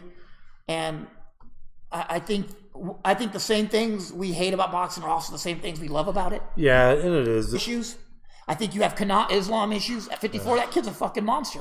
I just don't know what Canelo is going to return though after this. I mean, that's pretty. 4 months? 3 months? Yeah, but that comes down. I mean, that takes a toll mentally though. Oh. I mean, he's going to be going through a lot of shit. Yeah, well, I'm sure. But I still think with his youth and his arrogance, his youth and arrogance will be enough to keep him in the game. You know what I mean? Yeah. You know what? Thurman's injuries are one thing, but how much time do you need to heal? Just like Andre Ward, injured a lot. It didn't take away from what he was, but I don't think welterweights as a whole, the welterweight division, are in a hurry for Errol Spence. These guys act like the WWE. They would rather fight each other and pick fights with everybody else but Errol Spence. And that's why I'm saying with I think Thurman. I think you would see him, but if Spence wasn't at 147, I think you would see a little more of Thurman right now. I agree, and I think the division's going to get a lot more interesting here soon when you have. What the fuck is Bobby Sanchez talking about? What's y'all? I don't know. Davis says, I saw the Catskills in the 80s. I watched what it did to my family, fighters, friends, and it's ugly. I stayed away for a lot of reasons. It's true. Mm-hmm. And that's every gym. But the Catskills had their own issues. We both know that. And, the Catskills had issues of their own, which a lot of people don't know about. Really not the time to go into it, Damon. No. But, I know you guys. Oh, yeah, of course. But, Damon knows too. But the Catskills have their own issues, and we'll leave it at that. Andre could thank Victor Conte, and so can Shane Mosley and about a dozen other fighters at that time could thank Victor. To Thurman's credit, he has disappeared instead of making public appearance. And you know what, Simon? Absolutely right. You don't see him on Facebook or Twitter talking stupid shit. He just kind of the smart thing, though. I mean, he says, fuck it. He's kind of hanging out and doing his thing, I can't be mad at him. He earned his money. Yeah, he made his money. And if he doesn't want to fight, he has every right not to fight. Yep. Bobby's drinking Mecos, drinking cum. Julian. I like Bobby. I do. Bobby's a great guy, but he needs to get off the whole roasting thing because he's not very good at it. He's got to work. He's still tired. Oh, Bobby. Get off that laughing cow, brother. I'll send you a pillow. How much will it help to give Jorge Linares with the last 2 fights against lefties? I don't think it's going to help, but against a guy like Lomachenko, that's a whole different level. What do you think, Kelly? That's what I said. This fight is still to be seen. I like Linares as a fighter, and I think he's talented. Again, I was just really impressed with his last fight. But I think Loma's going to win, and I can't say that it's going to be a great fight. I'm just on this fight. I'm going to kind of just sit there and watch what happens and what transpires in it. Yeah. And if Loma goes in and does what he does to his other opponents, then you got to step back and be like, this dude. If somebody talks crap on him after that, then this dude's the real deal, you know. Yeah. And no, like I said, I know what I don't know. Lomachenko right now. I have Crawford just above Lomachenko, a hair above Lomachenko, but that can change within this fight. This fight's going to change it for me. Yeah. And and I know you have Lomachenko number 1, right? Yeah. And I have Crawford. Sorry. But I think with these fights and Crawford fighting Jeff Horn is not going to do it for me. Yeah, and going on that too, like honestly, I could see where somebody has Crawford number 1. It's not. I'm not that guy that's gonna be like, you're crazy. Crawford, respectably, could be number 1. Yeah. It's just I think Lomachenko. So that's a close one. I think. Well, some people don't even have Lomachenko in the top 3. No, they have something crazy, right? Yeah. No, my thing is this. A lot of people, they go by pound for pound for skills. If we were going pound for skills, Lomachenko far and above. Yeah. But why I picked accomplishments and I picked Terrence Crawford was his past 10 fights. If you look, it's a who's who of that division. I can understand that. And that's what I picked. And I know some people pick pound for pound based on your skill. You did because Billy Lau. Billy, man. Billy, yeah, you know what the thing with Billy and Bobby Sanchez is this. If they pick a fight, I pick the opposite. I'm always going to be right. Exactly. And Billy was a tough kid, man. That's one of my best friends. And Billy Billy had a hell of a...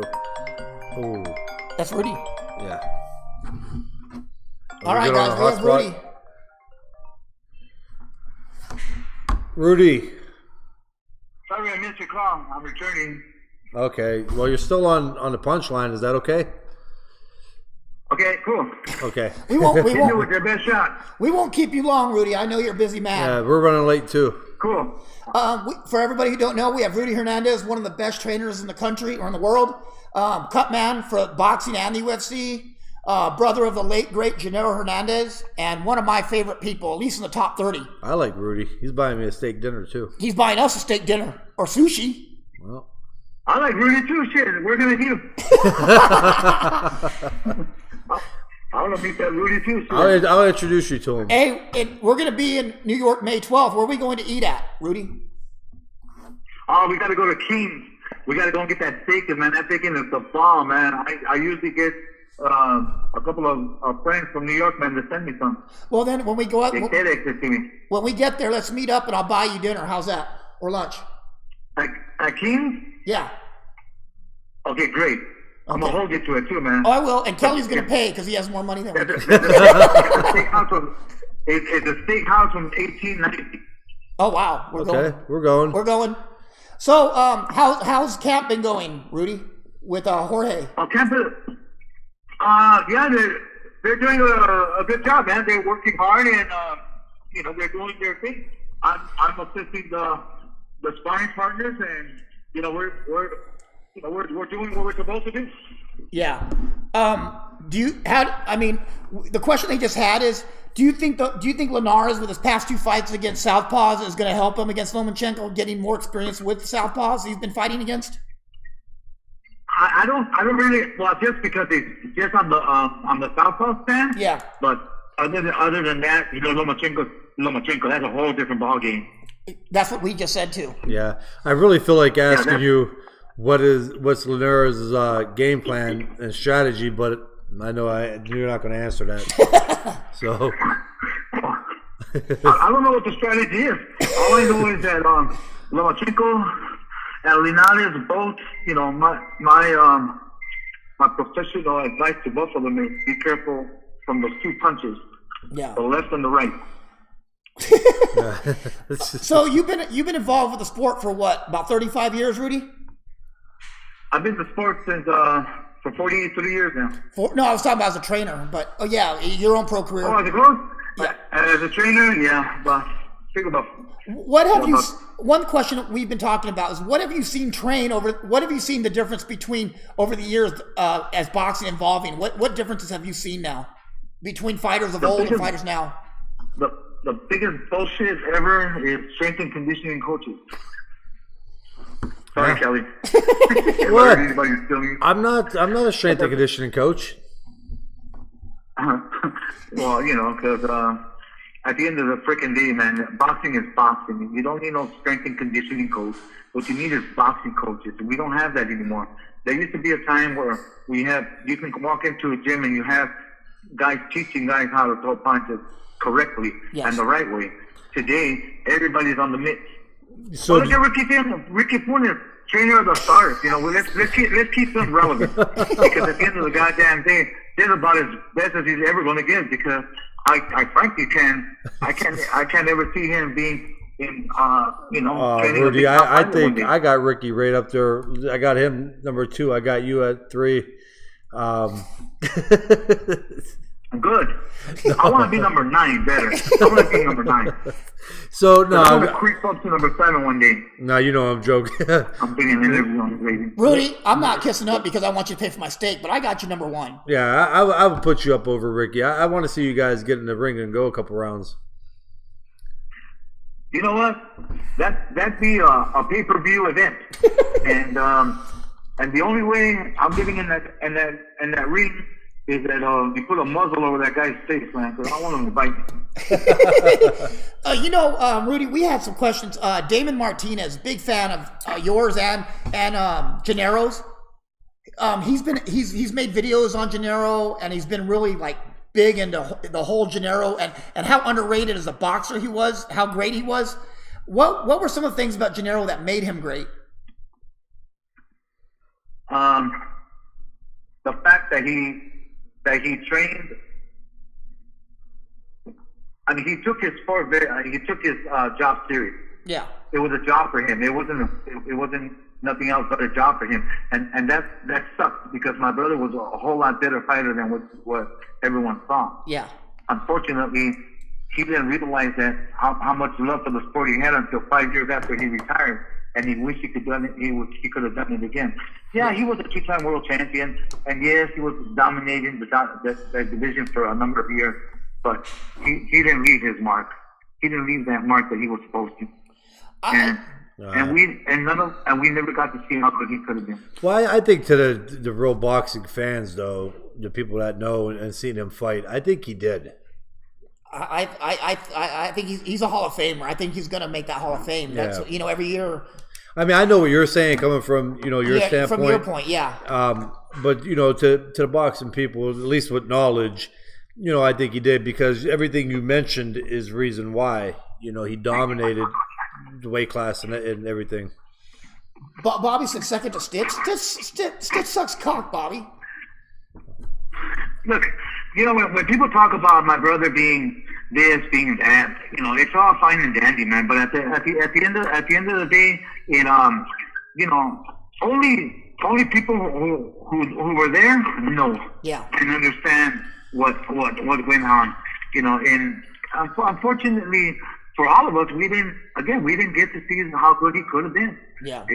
And I'm not. My whole thing is like, okay. I'm greedy.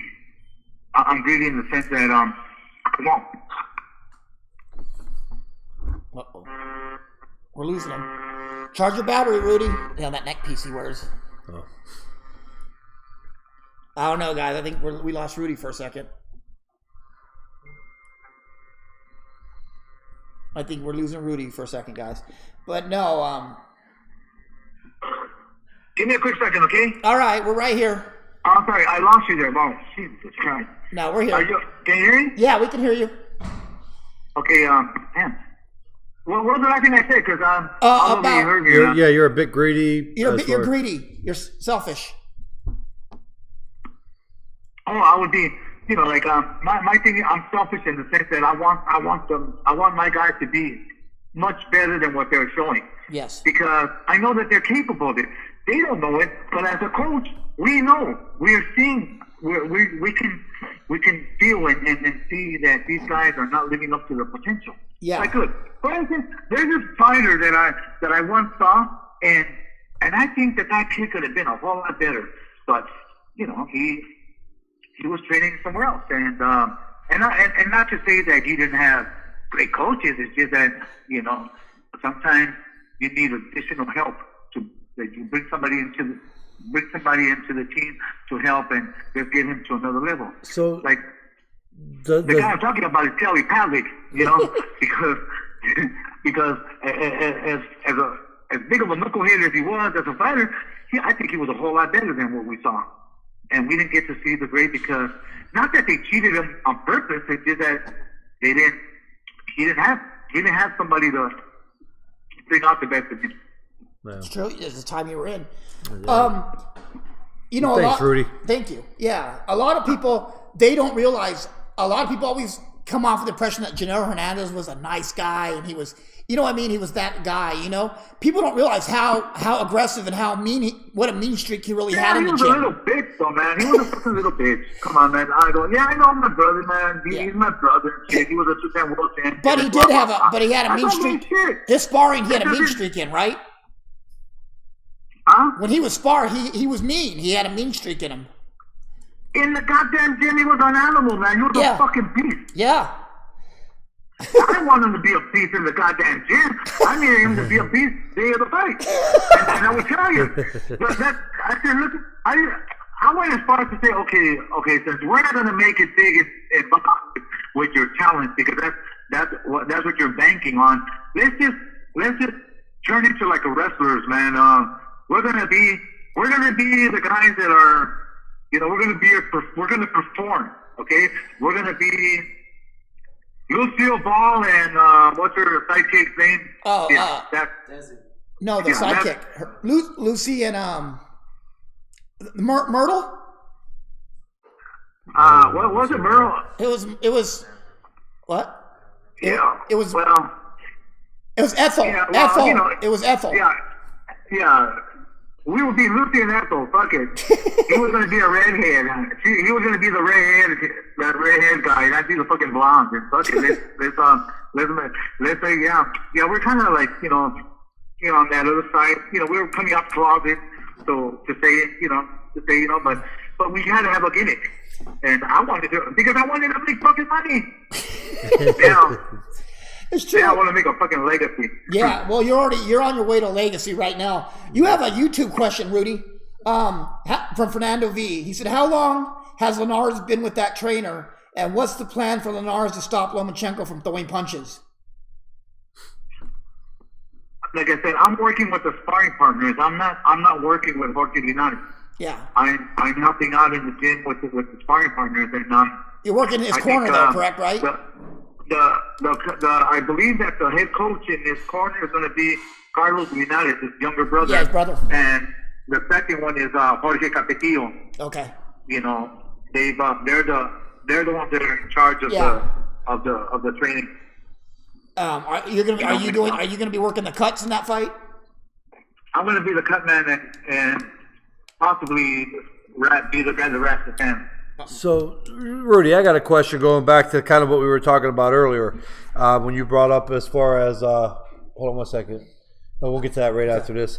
Do you think when you said about the strength and conditioning coaches, just overall, like maybe not even so much that, you think just fighters are kind of focusing on other things instead of going back to the drawing board and breaking down their opponent, what they got to do against their opponent, and training, as you said, on working on boxing for that opponent? Is that what you're kind of coming towards? Like they're spending too much time outside of the ring working on other things instead of working on that fight and a game plan and a strategy?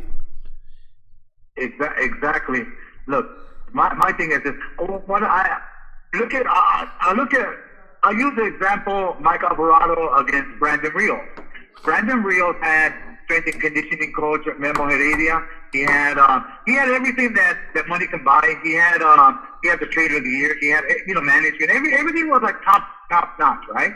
And you ask Mike Alvarado, and Mike Alvarado will tell you that all he did was train on boxing. That was it.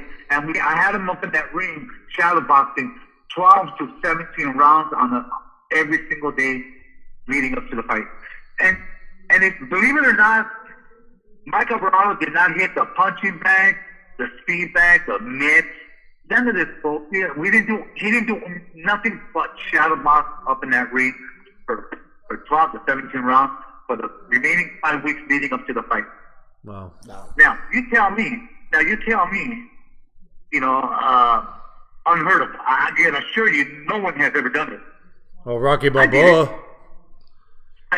Yeah, Rocky Balboa was hitting the bag, Yeah, and he was eating ribs and all kinds of other shit. Yeah, he was cutting down forces with an axe. Yeah. And, yeah, right.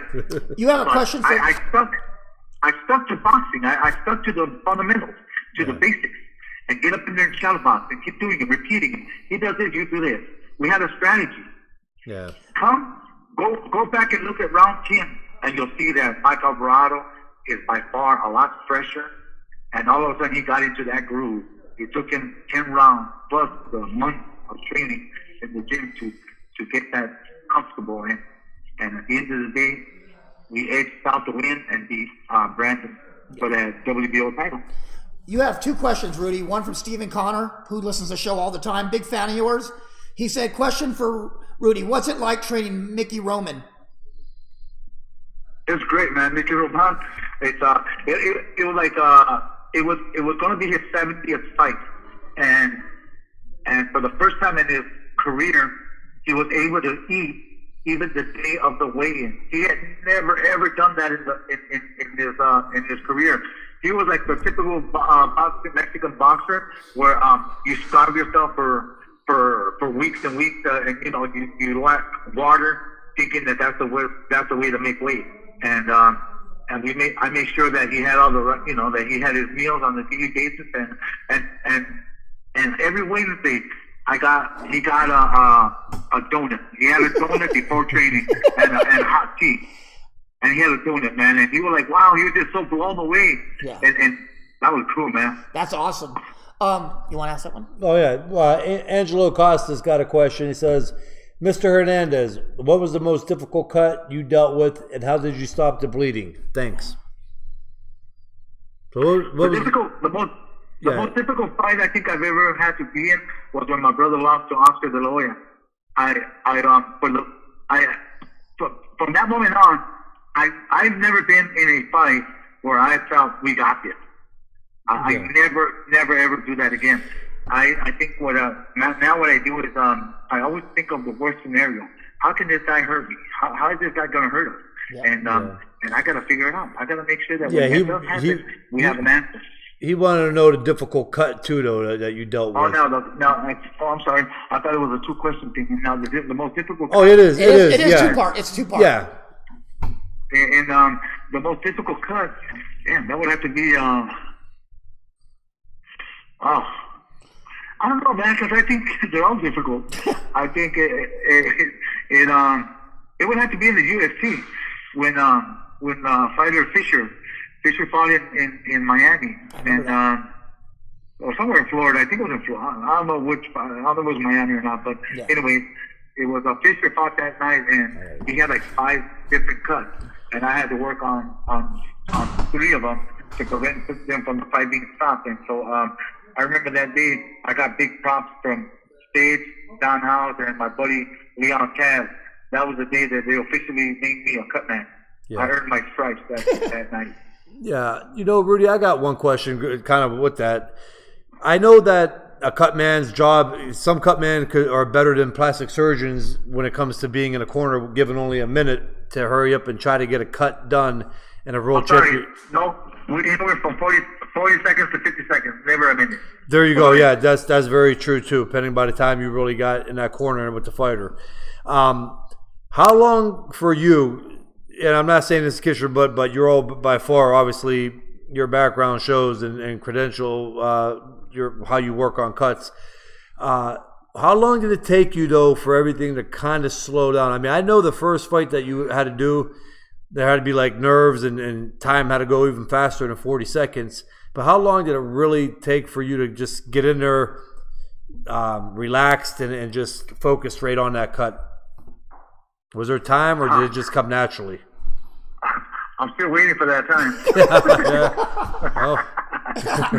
No, but in all honesty, man, it's like my biggest plus was that I walked in there saying, "Man, I got this. How hard can this be?" Right? Yeah. But I learned quick, and like I think like everything, everybody's born to do something, right? We all have a talent. Sometimes we don't even know. Sure. And becoming a cut man came fairly easy for me, and I was able to picture and see things and get to it, and I didn't have time to panic because I remember just saying, okay, I gotta hurry up and fix this, man, because this guy, if I don't fix him, he's gonna lose. Yeah. And I don't want him to lose on my account because that's the last thing I want is for me not to be able to do my job right. And but man, working with the ESP, I mean, build me into the cutman that I am today, and I owe it all to them. Yeah, that's what I'm saying. Me working the cuts there, and also doing the hand wrapping for these fighters, man. I owe it to the UFC, man. I should have been paying them back in the day, but now because at the end of the day, I was able to. Like I bet you some doctors and plastic surgeons got to be people that work with cuts, sutures. They got to be impressed by that. I'm sure if there was ever an emergency, like hurry up, get her now, they would be the first one they'd want there is you. Get this guy. You know what the trip, man, is that sometimes they call me over to use the in-swab to bring down some of the swelling because they need to work on them, or they might have to, they want to work on it. And so they've had me come in and take care of the swelling. Rudy, so, you have two questions. One from David Martinez. He said, "How much did you get involved with Gennaro's technical game?" He's a big fan of Gennaro's. 100% of it. 100%. 100% of it. I'll give you. Here's the scenario. My brother used to beat the crap out of everybody in the gym, and then one day I told him, "Look, man, you can use him for 1 round. You can knock his ass out in 1 round, or he can give you 5 rounds, and you move around and you practice and teach him to work. Because the choice is yours. You decide what the fuck you want to do. Yep. I would rather use him 5 rounds." But if you want to kick his ass and get him out in 1 round, okay, fine, go ahead. Yeah. Knock his ass out and then stand there in the ring, in the middle of the ring, and ask yourself, okay, what's next? Somebody else. Oh my God, that's well, you could do that when you get to like the championship level and the promoters are sending in sparring partners. But yeah, early on they won't come back. Early on, you want to keep them for 5 rounds. And Daniel Poro. Oh, go ahead. I'm sorry, Rudy. But here's the thing, Kelly. Even as well, you know what's funny is that, and I can assure you that no one else does this shit but yours truly. My guys, like Carlos Cuadras when he fought Chocolatito Gonzalez. Okay, he looked great, didn't he? I mean, he didn't win, but shit, he didn't embarrass us. He did a great job. There's a few people that could say that we won, and there's we did a good job. But do you know that you only sparred with amateurs? With the two, 3 amateurs that I had there at gym working with them, and he sparred 196 rounds of sparring for that Chocolatito fight. Wow. Not once did he fight in that. Out of the 196 rounds, he didn't fight 1 round. You remember I was there, Rudy. Remember, I sat with your family at that fight, which was really amazing, and that was an honor for me. Right. Yeah. But see, Kelly, just because you spar 196 rounds doesn't mean you have to fight 196 rounds. We had a strategy. I told them, this is what we're going to do. This is how we're going to beat them. We're gonna work on this.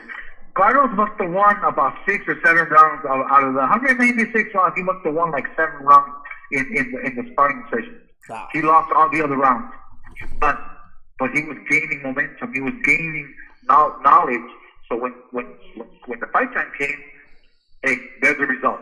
A guy who was fresh, who wasn't beat up in the gym, and was just ready and hungry to win. And you saw the difference between one and the other at the end of the fight. Yeah. True. And Rudy, you got one more question too from Daniel Poro. He listens to the show a lot. What medications do you use that are illegal in the corners? Well, I could answer that, but I use epinephrine 1000, and it's not so much the medicine, man. It's how you apply. It's how you tackle the cuts, and most importantly is the inswell. Okay, a guy who can't use the inswell, He ain't a cut man. What's the name? What's the name of that stuff again? Be a fucking cut man. Everybody stops a nosebleed. They're a cut man. Hey, what's the name of that stuff again? Because I'm getting ready to become a cut man. What?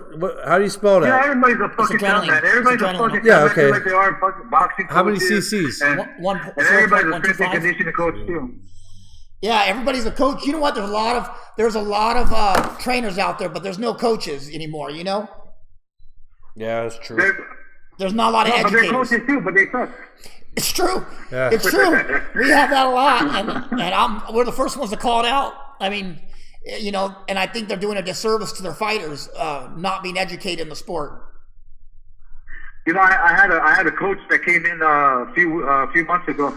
He came over to Maywood and he talked about like, no, and that's not that if your fighter gets in that ring, he needs to be able to do anything and everything to possibly win that fight, because at the end of the goddamn day, let me explain to you what a winner gets.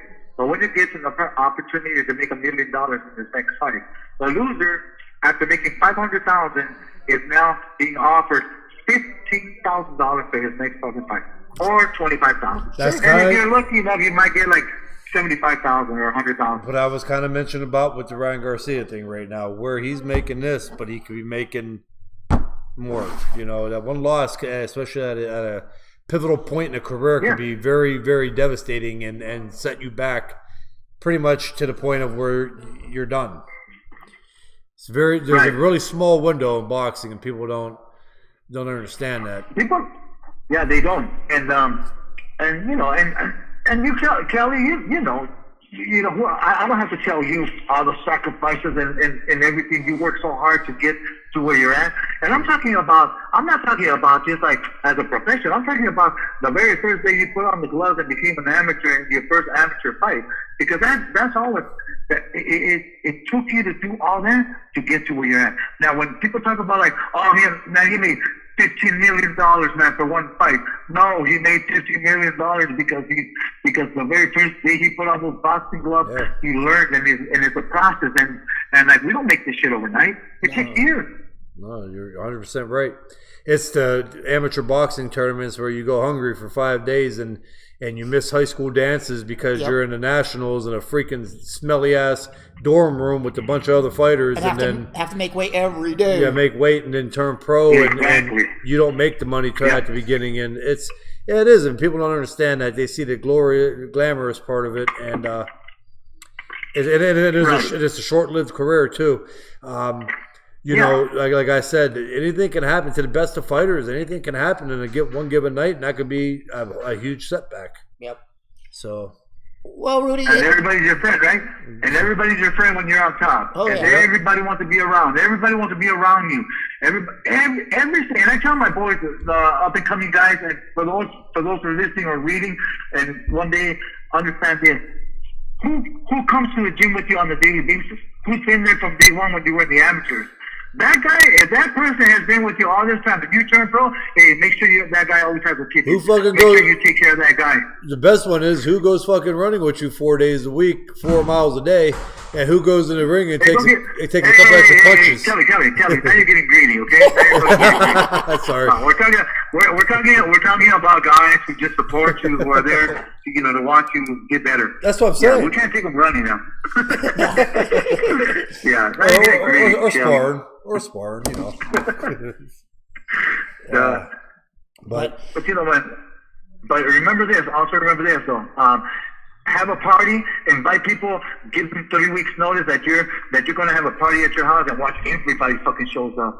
I mean, because there's food, there's drink, there's music, there's everything. It's fucking a lot of freeloading to do, right? Yeah. But you tell them, hey, I'm fighting in 3 weeks at this amateur show, man, and you guys got to pay like $5 to watch me fight. Yeah. Oh, you know, I can't take it, man. I'm busy, I'm working. They have all the excuses in the fucking world, but they can't fucking come to your fight. Sure. But they'll come to your party. Yep. It's true. It is true. You're 100% right. We're doing that. We have a UFC. We have a seminar coming up here with Matt. You know Matt Brown as well as anybody. He's going to come teach a seminar for Kelly. Yeah, my gym. At Kelly's gym, and we're going to see how many of his buddies or how many of our friends are going to show up to this. You know what I mean? That are going to pay the ticket. But they'll all say, "Oh, can you hook us up, get us in?" But let's see how many people are going to pay to come in. Yep. Right. Good luck. Yeah. They'll be the first ones here too, walking in like everything's cool. Yeah. But Rudy, like always, it's an honor to always have you on, and you're one of my favorite people in the world. You know that, and when we have you on, it's like a gem of information we can't get anywhere else. And you know, Rudy, I got mad respect for you and appreciate everything you've done for me and being a friend of ours. It means a lot, truly does. Yes, it does.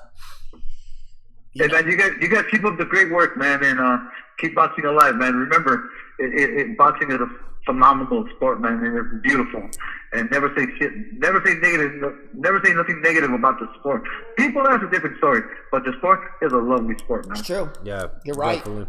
And also the stakes on us when we get there. Okay. Yeah, we will see you in New York. So. Man, I'm writing this shit down, man, because now I recorded it, so I want to make sure that I'll hold you to it. Well, I'm gonna call you when we get there on the morning of the 12th, so we can get you out in the afternoon. Looking forward to it. Looking forward to it. I got you two on that dinner. I mean, James would, but the only problem is when it comes to going out of town, his pockets get really long down to his shins, and he can't. He can't, and he gets the alligator arms. So I got you. Nice. Okay, got it. Looking forward to it, guys. Hey, keep up the good work, man, and congratulations on your show. Thank you, Rudy. We appreciate it. Thank you. And have a great day. All right, guys. Take care. Thank you. Bud. All right, guys. All right, guys. That was Rudy Hernandez, and he just dropped a shit ton of gems. You're not going to find that anywhere else or any other fucking show. He kept it real and he kept it honest. You're not going to find anything like that. Anything else? Nope. We are going to be wrapping up. Wrapping up. Guys, thank you for all the questions and staying on for the 2 hours and listening. Again, without you guys, obviously this ain't possible. No. Due to SS&S, that's subscribe, share, and share. Subscribe, share, and like it. Well, SSL. Subscribe. But yeah, guys, go to YouTube. Share. Do us a favor. Share the show. Have people subscribe. Have people like it. We're going to be coming up with merchandise soon. There's going to be a lot of giveaways and prizes for that, for you guys sharing the show and subscribing, because this isn't a show without you guys. We're just, like I said, I'm just an asshole with an opinion at that point, but this is your show. So I feel cool. I got a pen in my hand. I had one the whole time, but we appreciate everything, and we're going to play around with the times for the show. I think we're going to try 7 o'clock next week. Yeah, I think we could do that. Well, and you guys, even after the show, you can still comment on the page and give us an idea of what time you think is better. 7 till probably not 8:30 or 9, or 8 o'clock till 9:30, 10. Let us know. Thank you, Kenny. We appreciate it. Scott, thank you. Sean wants to know what's the date when Matt Brown is coming. May 17th, May Thursday. 17th. At what time was that? 6 till 9. 6 to 9. 6 to 9. 6 p.m. 9 at my gym in Columbiana, Ohio. So yeah. Thank you, Ashley. Love you too. Always. Scott Bessett, SNM, Sharon Mate. Ashley's my girl. Great show. And thanks, Ashley. And Glenn, love you too. I'm gonna tell Kelly good luck with his Walmart interview. I'm pretty sure he'll get it. He hasn't in there. Who said that? Glenn said good luck with your Walmart interview. Thanks, Kenny. Sean, yeah, I said May 17th. It'll be a Thursday. And Simon said, when you ask someone attending the show, they say, I got free tickets, and wonder why shows don't come into town that often. Yeah, right. Sure, exactly. He's right. And, I want to thank Simon. I want to thank Damon. I want to thank Amy Green. I want to thank Alicia Taylor. And I want to thank of course, you guys. Justin. And Justin for keeping the show alive. We can't do it without them. Justin's patient with us. Guys, listen, we're going to get Justin. I know people. We got to get Justin on. He's a character and very, very intelligent. We'll get him on and talk a little bit. We'll get him involved in the show. Yeah, we're going to get him involved. And thank you, Tucker. Thank you, guys. And we appreciate it. And like I said, share the show. Tell people about the show and have them subscribe. Even if they don't like it, have them subscribe. It makes a big difference for us. It's not about the money. It's just about the fucking views. do it so we ain't got to spend 5 extra fucking minutes on here telling you guys to do it. But my ass bones are hurting. Oh yeah. Well, guys, we will see you Tuesday at most likely 7 p.m. And 7 again. We'll put that up on our site too. Let everybody know 7 o'clock. And we'll go from there. Do we have any guests next week? Oh, Chris Algieri. Oh shit. We got Chris Algieri next week. That was guys. a nice little thing they did on him before the fight. Yeah, we got Chris Algieri next week on the show, guys. So We're going to have him talking about nutrition Felony and his Facts fight in career. Louisiana, Damon Martinez, and then we could throw Justin in with that one. We're going to throw Justin in, too, with that. We're going to have Justin on. I'm not gonna be honest, I gotta sit under the table. You're going to sit. Off the whole show, Yeah, that's no. You have your hands. We'll on turn the laptop. camera on you. I'll peek my head up from back the table and then go back down. Oh fuck, But like I said, guys, great show, and thanks for all the involvement. We appreciate you, and let's have a great week, everyone. And after these messages, We'll be right back. Peace.